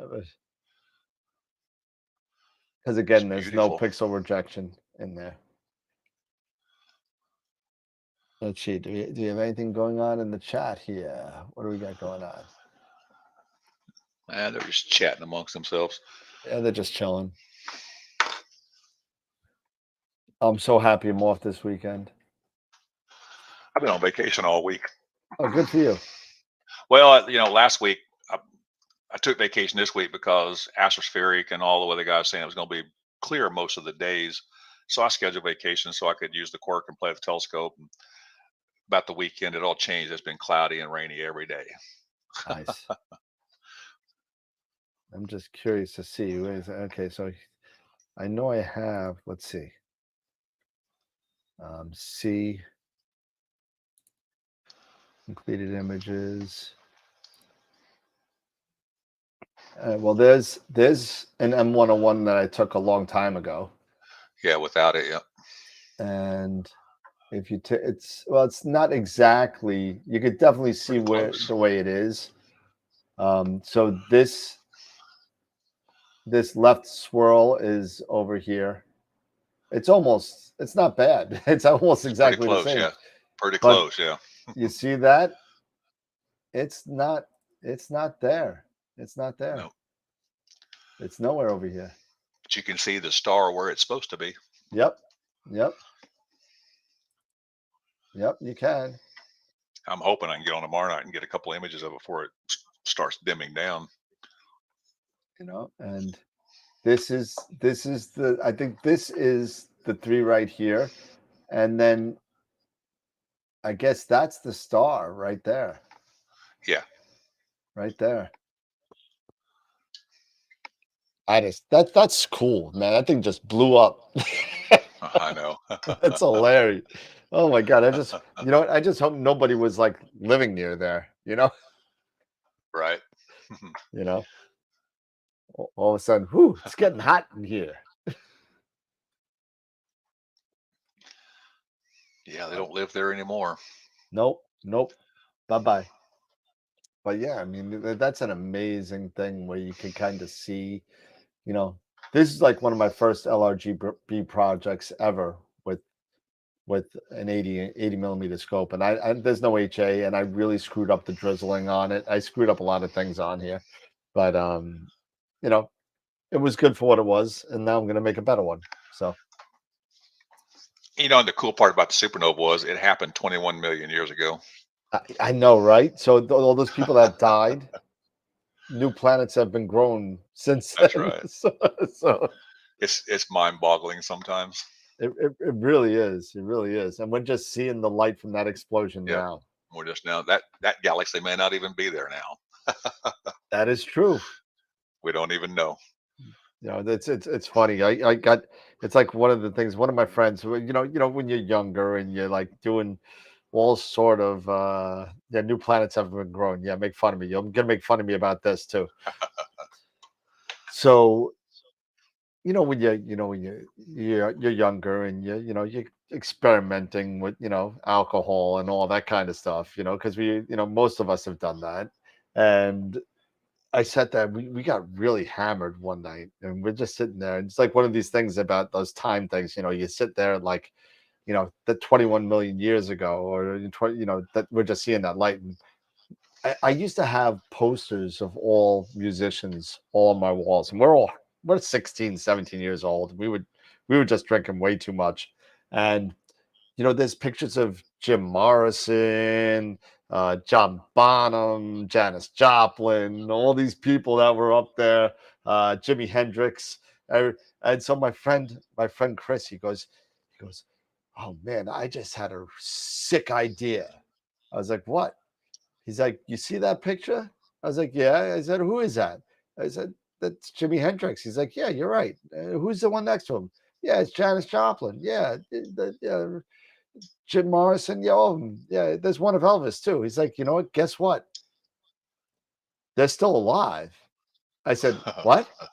What do you mean they're still alive? Yeah, dude, they're still alive. They're still alive. We all died. And I was like, oh. Right. And then 20 or so years later, Lost comes out and disappointed us all. So, but man, crazy stuff. Wrapping up work. Maybe you can make the tail end. Well, hey, we're just rapping and talking about the supernova, man. It's a pretty cool to go. Right now I'm at 15 minutes of exposure, And Dennis, I think that supernova was discovered about 2 weeks ago, somewhere, give or take. Yep. A friend of mine took a picture of it the day after by accident. I think it was the 18th, the 18th or the 8th or something like that. Took the picture, and if he was like 17 and a half hours earlier taking that picture, he would have been the discoverer of that supernova. Could have been the one, right? Yeah. So yeah, I think it was the 18th or the 19th. Yeah, I think you're right, Josh. Something like that, yeah. But so that's like 8 days ago. So. Yeah. But he sent me the picture of the supernova, and he took it I think on the 19th, and missed it by about 20 hours or so. He said, darn it. Yeah, it's always a heartbreaker. Yep. The Lizard King. Yep, the Lizard King. Absolutely.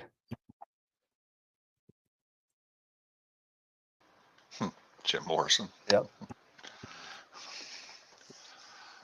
I just saw the Doors again with Val Kilmer in it. I thought that was great. Yeah. So, is there a time frame for when this view will end of the supernova, Dennis? It really depends on the, I guess on the explosion itself. Who knows when it's going to start dimming? Once it starts dimming, we'll have I think it actually already started dimming, to be honest with you. Let me go see if I can see something on it. A few weeks, Ernie said.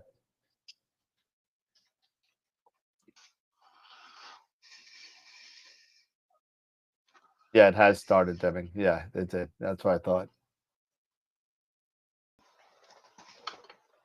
So, you figure, middle of June, it's going to, or the end of June, maybe it's going to be by. So get it now. Yep. Jim Morrison is buried in Paris, France. Yeah. What was that, Norm? I said, yep, you better get it while you can. Yeah. Find a break in the cloud or something. I'm thinking about just doing, do like 30 minutes luminance, maybe like an hour luminance, and like 20 minutes of RG&B, and just be done with it. And, Well, 101's a good bright object, so it wouldn't take a ton of data to get a nice image, Nope. And I just took 2 flats, so I need something to test it on. So right. It looks like I was able to fix that filter wheel thing. So that was a good thing. So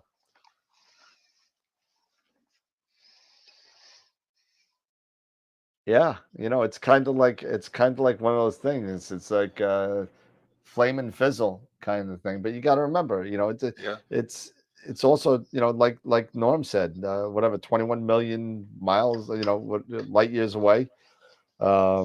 And it's crazy, so it's going to take some time to dim, and you really think about it. If you were right next to it and you could see it, it would literally just be like a flash. Yeah, just be a flash. It'd be just a flash. It'd be like turning a light on and off. It'd be like kind of like one of these, Actually, I didn't show on camera, but we'll do like that, Yeah. and that and that's what it would be. And unfortunately, because it's so far away, you get the benefit of having that length of time in between it.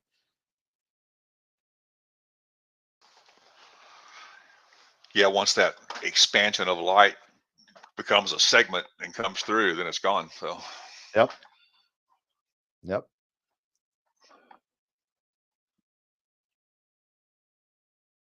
That's a good looking image though. It's gonna be good. Yeah, it's definitely gonna be cool. Yeah, be a nice one. Yeah. So now, if I could only process it well, we'll be okay. I know. Hey. It's not the acquisition. The acquisition is not the problem. Yeah, the acquisition is the easy part. Yep. Putting There's it all my together. buddy Ron, the Turbinator. What's going on, Ron? Hey, since you're on, did you book the hotel for Cherry Springs? I hope you did, because I didn't do it. So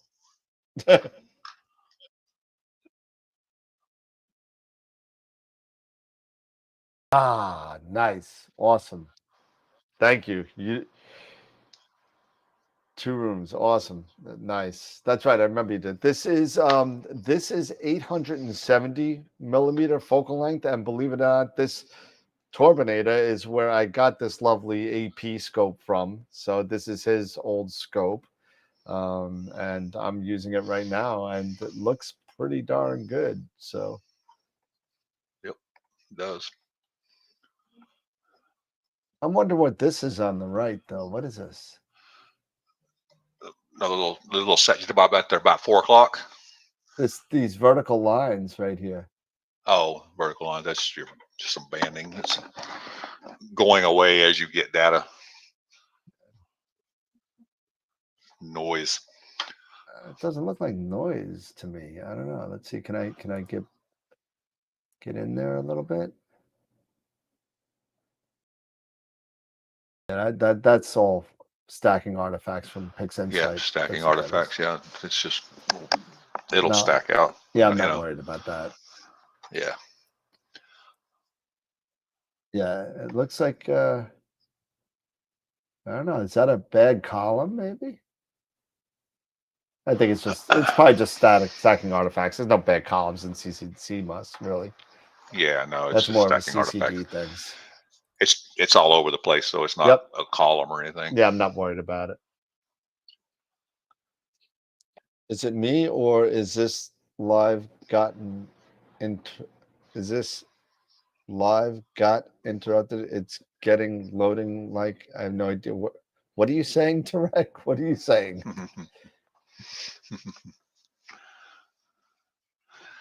Yeah, I don't think it got frozen. I'm still watching the YouTube channel on the other monitor. So Tarek's all the way in the UAE, so maybe. Yeah, it might be for him. Yep. Little on the slow side.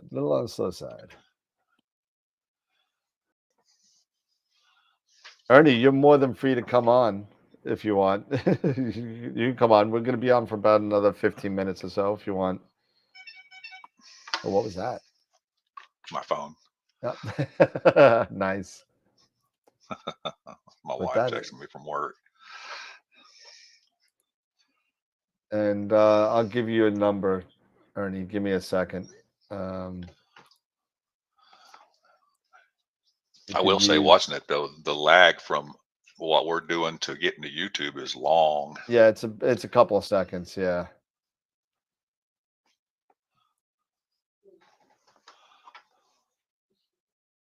There it is.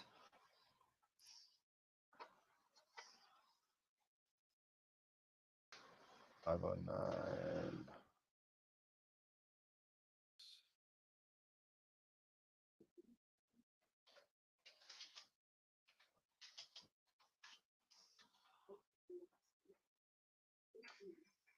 Yeah, War Pigs is one of my favorites from Sabbath. Yeah. Absolutely. I played that in a band a long time ago. Cake put out a version of War Pigs. I like it too. No, yeah. Yeah. You know, I just recently, I stopped listening. I stopped buying new music. I got stuck in my ways. I stopped buying new music except for Rush, and that was, obviously I'm not getting any more new Rush songs anymore. But probably not. No, probably not. I mean they're all in the 70s, and Neil went the way of the great drummers of the world, and whatever the case may be, I haven't bought an album in years, and so I just don't think that I'm not a fan. I mean, maybe I'm just getting old. I guess I'm getting old because we're now on the oldies channels now. I know, isn't it amazing? I know. I listened to CBS FM. My dad was listening to Cousin Brucey on CBS FM, and and now on CBS FM, like the oldies, I'm hearing like Van Halen. I know. It's crazy. It's crazy. Oh God, I guess in the infamous world, in the infamous words of Dylan O'Donnell, life is meaningless and we're all gonna die. So that's right. That's about sums it up. So that sums it up. Yeah. My wife says the same things about Rush, but as he gets older, believe it or not, I thought his vocals actually got better because he stopped doing They that. did. Run it, I agree. run it. But yeah, you two I hear on the oldies channels too, man. It's crazy. Yep. All right. Well, you know what we could do while we're waiting? We may as well do it. May as well look at the picture of the week because we do have to do that. And I don't know if Ernie's coming on, so we'll see if Ernie comes on. And if he comes on, great. Let's see. All right. So let's get rid of this for a little bit. And I keep checking this website that I broadcast live on. It's kind of introduce everybody to it, but nobody's broadcasting yet. So, Astro.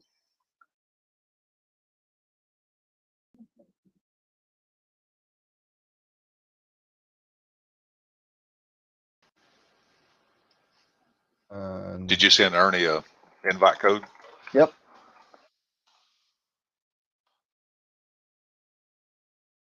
There we go. I'll move this over here. There we go. So here's the website and image contests and the pictures of the week for this week. Last week we had a Dave Schaefer one for his montage of galaxies. Here's the link for the Google Drive that went missing last week. So it's back, so you could drop in your photos. But here are the pictures. So the first one we have was the Seagull Nebula. If it loads up, it's a very high definition picture. So we'll go back to it. They're all loading up, really. Oh, geez, really? Why is my computer moving so slow? It's not that slow.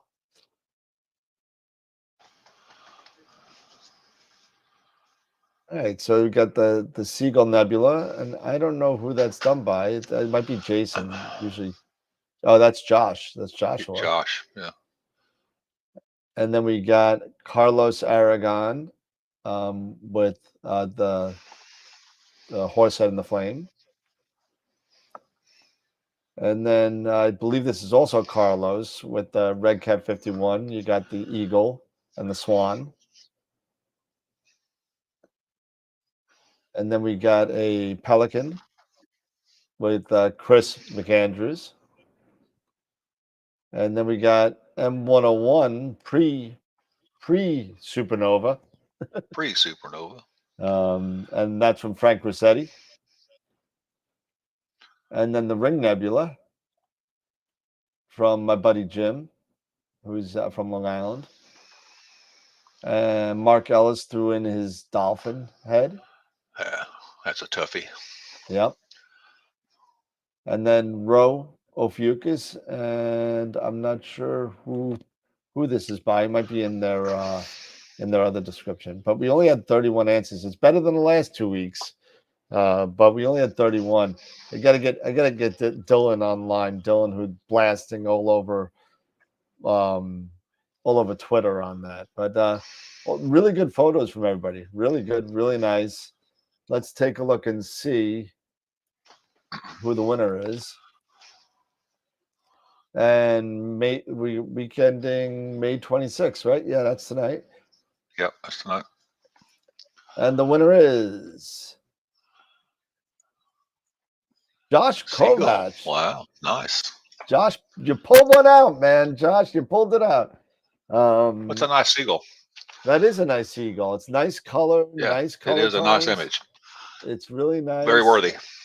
And we'll go back up and take a look at it again. I love the reds and the blues and the yellows. I think you did a really good job with the color mapping of everything. It's really nice. Yeah, and that little bow shock over that star pops out like it should. Really good job. Yep. Really nice. Nice job, Josh. Congratulations. Nice, Josh. And we also are giving away a Pix Insight class tonight because it is Friday. Let me pull that guy up real quick. There we go. Oop. And there we go. So we got to give away a free Masters of Pix Insight class tonight. So go take a look on mastersofpixinsight.com and you can pick which one you want. And Pete Proul will get back to you on how to redeem the voucher. So here we go. Masters of Pix Insight. Here we go. Yeah, I want a year of Masters. Pick the side off here. Yeah. Golly. Definitely be renewing every year. There we go. Roger Howard. Congrats, Raj. And I'll send you an email tonight on how to. Ernie says he's in. Oh, he is in. Let's see. There's Ernie. And there we go. What's up, Eric? Hello. How you doing, Eric? What's going on? Erica Warren is here. So Hello, Eric. no, that's just what the title says. That's not what their real name is. We got Ernie and Norm with us tonight. So what's going on, man? How's Buffalo hanging? We're doing fine. Can you hear me okay? Yeah, you're good. Yeah. You're good. Awesome. Oh, and we got Josh too that came back on too. So let's see if we get Josh to come back on. Let's see. We've got clear skies. We've had a lot of clear skies. Titles. And where's the 4? And let me just Eric Scott and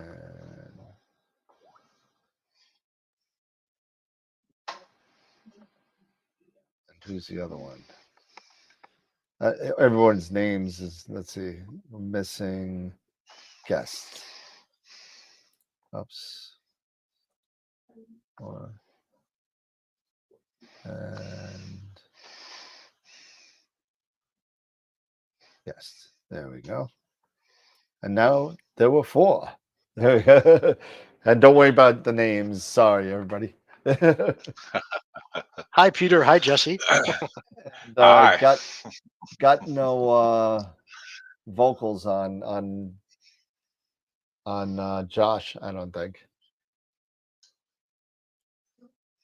If you are interested, I have pictures of the supernova that I've taken, one from before the supernova, and then I've got a picture from Sunday night, Monday night, Wednesday, and Thursday night. Yeah, sure. Absolutely. I can, is it okay to share my screen? Yeah, absolutely.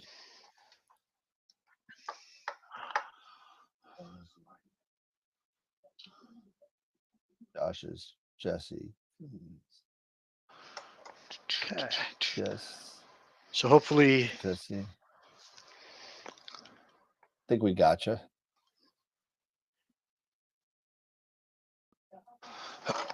You there, Josh? can you hear us, Josh? Maybe not. Josh. Oh, Hey guys. was that Eric now? I'm Sounds back like from it. work. You got a full house. Now you guys are messing with me. Hold on a second. Now I got to switch to a 5-up. So hold on a second. Guess We're making Dan earn his money. Eric. Yeah. You want me to Right. stop He's earning sharing it. while you set the? No, yeah, hold on one second. Jesse and Peter is now Scott. There we go. Take your time, guys. There we go. And quick play. No. That one. There you go. So now we got, then there were 5. Don't worry about the names, everybody. Oh, I don't mind being Warren Keller. And I don't think I don't think we have let's see, Jesse. Josh, say something. See if we got you. Because I don't have a level for you yet. Nope. Oh my gosh. No microphone, Josh. Hey, Eric, how's it going? Good. Or should we not ask? Thank you.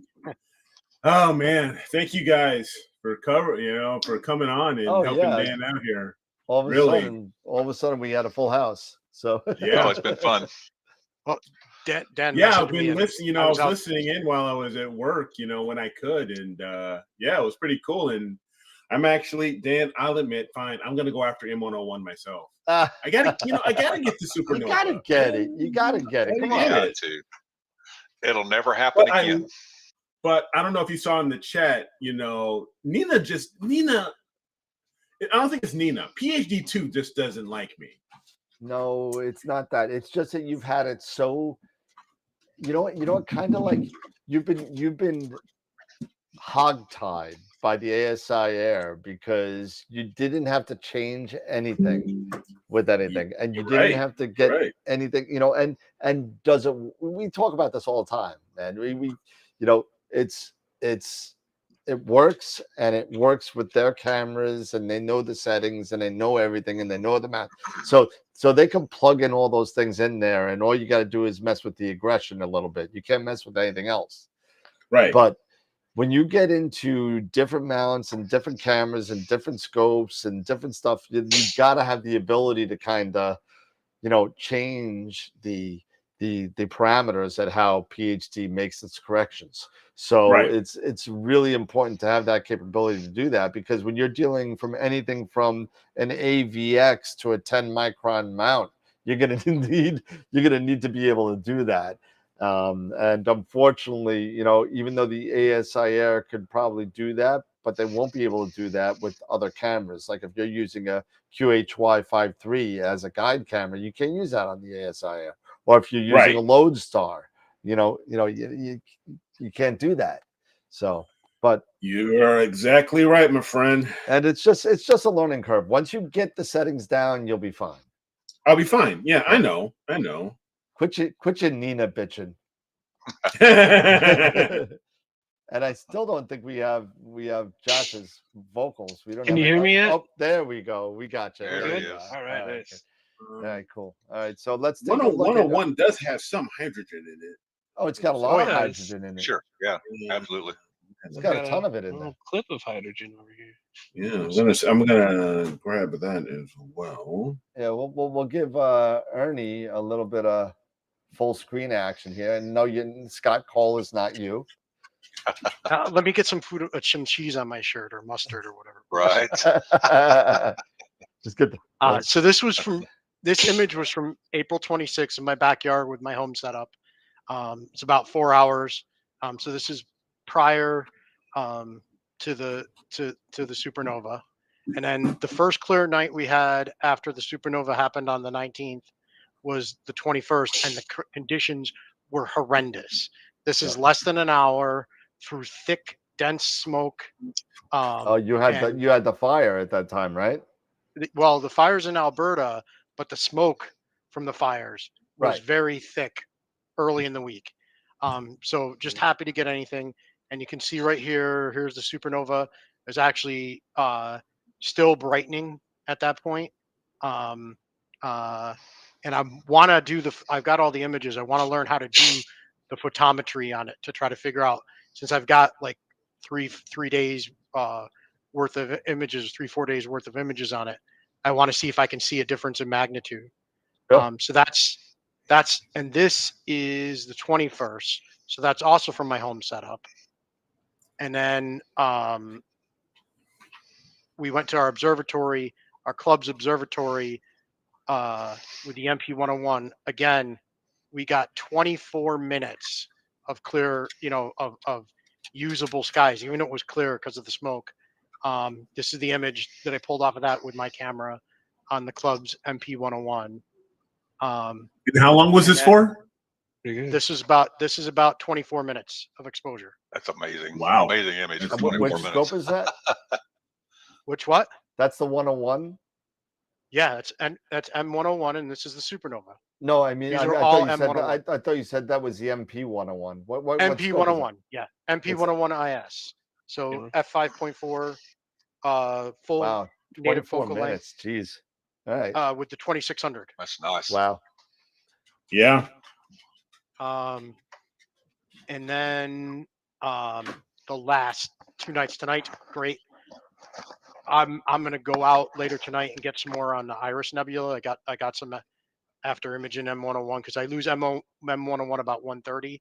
Yep, me too. Yeah. I'm just not going to go. I'm not going to do it tonight. I've done enough. This is my Wednesday night image. This is about almost 3 hours. And these are 100. Everything you've seen up to this point are 120-second subs, but the moon's starting to creep up. So last night, I took, and I actually think I like it better. I took 60-second subs. Okay. And this is just over 2 hours. 100 and whatever 145 60-second subs comes out.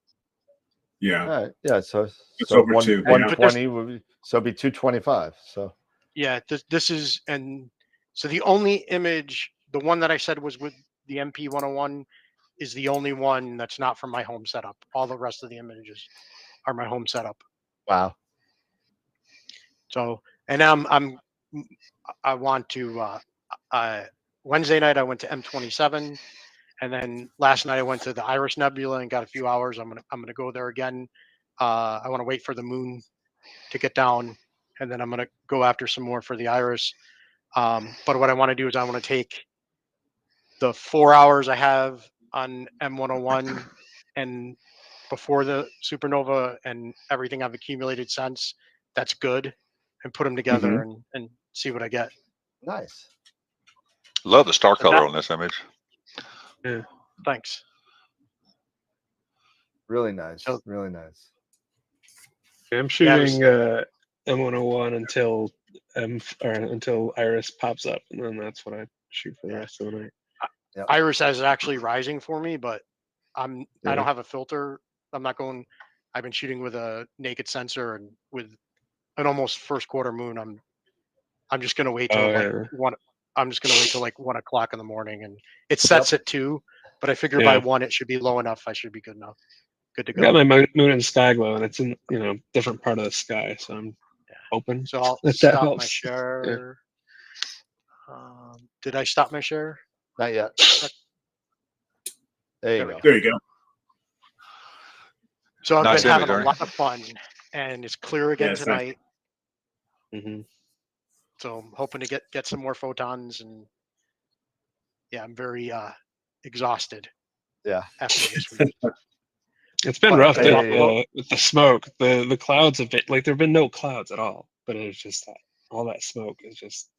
Yeah, we just started getting the smoke like about 3 days ago. Yeah. It started getting bad where you started seeing that like haze over the sun, like just about 3 days ago, and it's okay tonight. It's not bad, and you know what? Now we're just to show you real quick. You guys remember what it looked like with 15 minutes of data, just to show you what 20 minutes of data will do for you. And look at how dark it got. There you go. You know what I mean? All that is getting pretty. There's nice. the nova and the over on the right. Yep. Yeah, it's like around 3 o'clock. Right. Well, right. 2 o'clock. 2 o'clock. You can 2 see o'clock. 2 or 3, yeah. 2 o'clock. So you know how they say that there. it shines brighter than all the stars in the galaxy? Yeah. Monday night when we were at the observatory, there were points when we could not see anything of the galaxy except for the supernova. Like, we could tell where it was on the screen, and we'd lose the core. But the supernova would still bright enough to be visible. It's pretty crazy. Pretty cool. Right there. Pretty cool. That's awesome. Yeah, there it is. What are you shooting? You're shooting with the astrophysics? Yep. Nice. What are those like clumps of spots? It's all stacking artifacts. Oh, okay.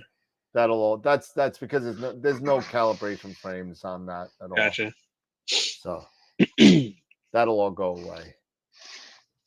Also, Dan, watch your black point as you get more and more data. It's creeping over into your. Back it up a little bit. Your dark point. Every once in a while, you'll need to. Well, you don't want to go past your hump because then you're clipping data. So just as you get 10 or 12 frames in there, you see it move. Yeah, That's just in the display. Yeah. The You can histogram see and how chart. it moved over to the right side. Yeah. Just kind of back it up every once in a while, just because you're clipping out some of your data. It's what you see, you know. It's a little bit on the slow kind of side to kind of move things sometimes because I'm doing all this extra stuff. But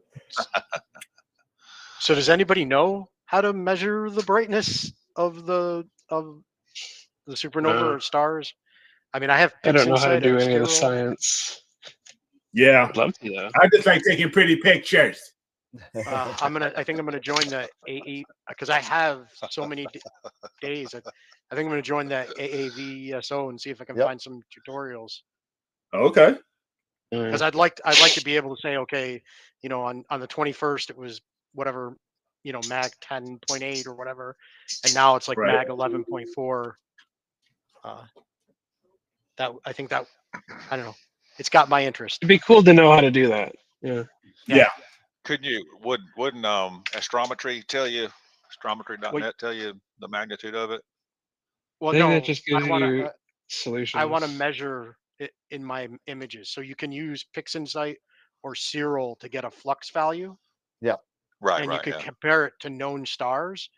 But there's like I don't know how to use the PixInsight script. I don't know how to do them and I have a reference image. Someone sent me a reference image, so I know like the brightness of other stars in the field of view. I just don't know the math, Right. and I don't, you know. So I got some learning to do. What script is it in? It's aperture. In It's an image analysis called aperture photometry. photometry. You can also use Okay. dynamic PSF. ASTAP has the functionality, and so does Serial. Yeah. So I was actually going to use a couple of them just to see if I get similar results. You know, just to see if I'm doing something stupid. If I get 10 in one and I get 20 in another, I know I'm. I kind of have a way to check myself. Yeah, I hear you. Sorry, the nerd in me is coming out. No, that's good. Nerd is good. Nerd is good. That's Nerd that's out, okay. man. I'm just looking at that Nerds aperture make the money. photometry script and trying to see if I can figure out what any of it means. I was reading the help file. Just the thing is, when you're imaging all night and you work all day during the week, I've barely had time to process my images, let alone I haven't processed the M27 and what I've gotten on the Iris so far yet. And I'm going to go out again tonight. So I've been working on M101 and like I thought I was done. And no, I'm not. So now you're not. I got 3 or 4 more. I'll have 4 more nights after tonight of data, I think, to add to it. So Josh, I congratulations. might do a transition of like over like each night. yeah, M101. that's what But yeah, I've been thank doing. you. Yeah, congratulations on winning Picture of the Week. Thank you. Yeah. I want to show actually that one. The original of it was a critique a while back. I remember you redid it. sending one. I remember you sending a Seagull in. Yep. I'll show the original one here. Yeah, pull it up.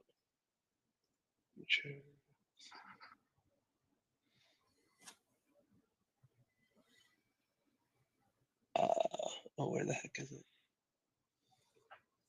How do I pick the right? Slew incomplete. What do you mean slew incomplete? Why is it slew incomplete? What's going on? You didn't hit the meridian yet. It's too early for that. That one. Oh, it's just yeah. No, it's fine. It's actually doing a slew center. It went through all 45 images, and now it's looping. so it just did a slew center rotate. I probably should have changed that, but yeah. You see this one? Oh, that's beautiful. Yeah, that was the original. I remember that one. Yep. And like there was no color, and I'm like I hate this NBZ filter. Like everything's just pink and red and orange, and like it's just there's no contrast. It doesn't look good. And then I started it. Well, yeah, that's what I learned how to use Bill Blanchard's HSO or HO. I think it's the HOO Yeah, one. HOO. For that with the NVZ, and that that ultimately gave me this. Yeah, Which there you is go. much better, much more better. color. You can see all the different stuff in it. That I did the Baushop. similar. I did a similar one I had of my original Flaming Star. Yep. Is this? I'm like, how did everybody get the colors in here? And and I figured it out. It's this one. Yep. And so there's the color. There's the contrast. Yeah. Once you're able to split AEREGA actually looks like it's there instead of like it wasn't before. Yep. You couldn't even tell it was there before. Yep. So yeah, that script helps me understand how to better use that one. I don't think it works the same with galaxies though. So I didn't really use the NVZ much for the I think with that you're supposed to just take the red channel out and like throw that into mix that in with your galaxies or something. Still working on that one. Hey, we're all still working. Yeah. Right. So I have a question, and looking at your image made me think of it because I saw your name in the lower right-hand corner. With regards to like, I guess protecting. It's not. I don't sell my images or anything like that.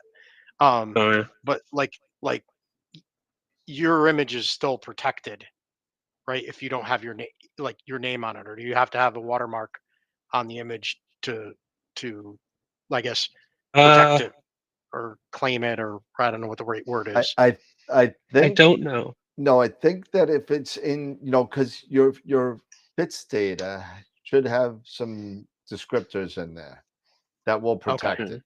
Do you have to have a name? No, but it will have a date, a time, a location. It'll have all that stuff, so it can be protected. The only thing that I would say to put in there in your fit setters, if you have something that says taken by or something like that, that could put your name in the fit set. Now, listen, there are plenty of fit setter replacements out there. If somebody wants to go crazy, that could sit there and say, change my name to your name. If they really wanted to. But that goes away when you make it a JPEG. Yeah, it does. It does. And so it does. That's where you can put in like really light like watermarking, barely practical, like not like basically invisible watermarking. Yeah. Or you can, I just put it on there because I was tired of. I don't like the way that the AstroWorld or not Astro, sorry, Astrobin automatic watermark looked. Yep. And so I now have just a annotation I use in PixInsight that does that. I've got that saved as a process icon. Oh, so you can annotate. When I'm done, I just pop. Yeah. Yep. So I can show how to do that actually. Because I've been bringing stuff into Photoshop to do that. Oh yeah. No, I mean, I don't have Photoshop, so I mean, if you want something more not professional, but something like different, like you want to use different kind of things, you want to do scripts and stuff like that, like different writings, you're better off bringing it into Photoshop anyway. But this is an easy way to do it, where you can kind of just put your name. I just have. I just have watermark in there. Holy yeah, cow. I usually use process icons, man. Holy cow! I don't use all of them. They're all kind of. I personally use Lightroom for my watermark. Yep. You can create all different kinds, and it's pretty easy for you to just drop it on in there. Can you make his screen full screen? Oh yeah, sorry, my bad. Let's see, do I drop it there? Is this one? It has to, like, for annotate image to work, it has to have a valid astrometric solution on it. So, I do have to go in and change the size of it first sometimes, but then it's just. So it's the same. It's the same thing that will indicate. It's the image annotation script. Annotate image, and I just have I have it set here with my name and the year, and then I depending on how much of a crop I have on my image, I change the size of it to fit right. Okay. Yeah, and then I saved that, down here, named it watermark, and called it good. But yeah, the first few I tried to drag onto these other images failed because those ones don't have a image solution on them. But yeah, Okay. if you've like you could what's nice is you can save each of these annotate image instances as pixel or as process icons, which is really useful. So if you want to that's have how fun, I do my annotate, turn on the NGC, IC, and the PGC galaxies on this, and annotate and see all the galaxies. It's crazy. Yep. And I've done. I showed a while back, a few months ago, how I did asteroid like animations and annotated those tracking ones. And so yeah, if you could find if you use where is it? The custom under annotate image. Yep. And then each one of those, like I also had it where I had text down here, and you can use if you hover over this, it'll say like you can use RA, percent deck, percent resolution, rotation, and you can put any fits headers that are in there too, and you can render those in. So I would have like a little, a data card down here that would say like the date, the time of the actual, and like position at that frame. That's cool. So, right. Yeah. One of these days, if I ever get a logo, I'll try and have. I think I got to use. What's the other one? There's a like fly. Where is it? There's another one where you can like put like overlay an image or something. Image insert, maybe. I'm not sure. I haven't used that one yet. Oh, it's getting this here is my M101 with the HA data and then not HA data, and just me trying to figure out how to combine all that. That's been a while. Cool. But no, it's not. Yeah. It's pretty cool. Hey guys, I'm gonna drop off because I've got it's actually almost about that time, Eric. Yeah. So I've got an early up. I got to be up at like 4:30. You got a long weekend project. I've got a long weekend of work ahead of me, and I haven't had dinner. I've been at work all freaking day, and it's nuts. So thank you guys for hopping on and spending time with Dan and everybody. So I really appreciate you guys being there for him. Because sometimes him going Han Solo, it's not that fun. Nope, it's not. It really isn't. I'm not. I need a wingman somewhere. It's just I think we had good conversation. Yeah. Oh absolutely. Yeah. And we should do this again. And we got to get back on the horse with the member presentations and member. Heck yeah. Doing that. I mean, Josh, Ernie. I mean, Norm. You guys, yeah, definitely. You guys. You just have Charity try and show us her driveway. Yeah. Yeah. All right, guys. We can all just be jealous. I'll catch up with you guys on Wednesday. So does anyone else have an issue? Have a great Memorial Day, everybody. But just also, for folks here in the States, remember what Memorial Day means. And everybody be safe. And everybody be safe. So talk to you guys in a bit. Later. Got it. All right. Eric, what were you saying there, Ernie? I think you had a question. Yeah. Oh, there it is. It popped up now. I wasn't able to view the chat in my phone for a while. Oh. Like I went to like YouTube's acting funny. I went to like the video and then it wouldn't let me back into the chat. Oh, that's weird. Yeah, but YouTube's acting now up I a little closed bit. it and restarted it, and it works. So yeah, YouTube is horrible sometimes, but it works most of the time. Good night, Beatrice. Yeah, good night, everybody. And listen, we normally do final thoughts. I know Eric said his final thought. All right, anybody want to say anything before we close out tonight? Yeah, just like Eric said, remember the reason for your 3-day weekend. It's not about the ones that are alive. It's about the ones that didn't come home. So everybody have a safe weekend and clear skies and image if you can. Dan, it's been a privilege to hang out with you. It's been great to hang out with you and finally put a face to the name, man. Absolutely, yeah. I see your face all the time. You've never seen mine. Hey, that's nothing to brag about. So I've got a picture out in the yard. oh no. Oh my. All right. Josh, would you like to say anything before we close out? Yeah, just there's a lot of time with family and stuff this weekend. I was at a birthday party with some family, and I got to show a 3 or 4 year old kid the moon through a telescope, and it kind of blew her mind. That's And awesome. it was just really nice and really awesome. So like while you're spending time with your family, set up your scopes Yeah, and like absolutely. try and share this stuff with them. Yep. Absolutely. Aaron? Thank you. Sorry I couldn't join earlier. And as everyone else says, remember the reason for this weekend. Be safe, and hopefully, if you get some clear skies, whether they're in the day looking at the sun, which has been crazy active, or they're at night, get out there and enjoy and share it. So, yep, absolutely. Have fun. Most important thing, have fun. And in my opinion, I'm not a veteran, but I know Eric is, and I know that I am. Yep. You're a veteran, and I know that Simon Lewis is a veteran in New Zealand. Charity's He's a another one. veteran. Charity's a veteran. We got a lot of veterans out there. My dad was in the Navy, and he just got out before Vietnam. My grandfather was a Army captain back in World War One, I think. That's it.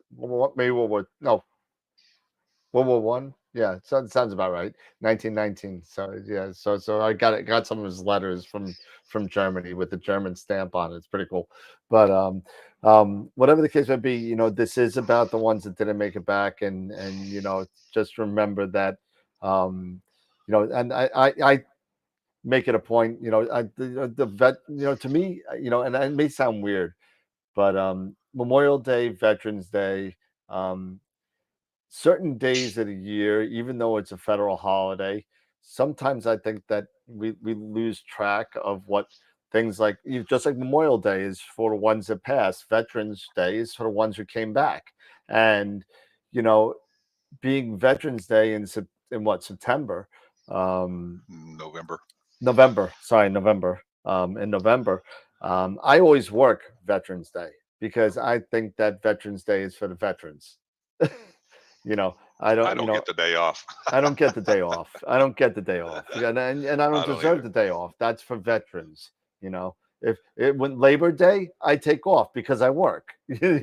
So but listen, more spend time with your family, like Josh said. If you have a chance, take the scope out and hang out with whoever you got, and just even if it's just a little 6-inch daub, and just throw it out there and have a good time, and some keep the beers and the burgers away from, and the barbecue away from the optics, and you'll be fine. Keep the greasy fingers off the lenses. Yep. Don't touch the eyepieces. Just have a wet nap available for people. But again, everybody have a great weekend. Have a good night. And have a great Memorial Day, and enjoy your. Some people got a 4-day weekend out of it. But it's definitely a time for remembrance. So just remember that. Anyway, that's all I got to say. Thank you, Ernie. Thank you, Josh. Thank you, Newman, for coming on. And no problem, Jerry.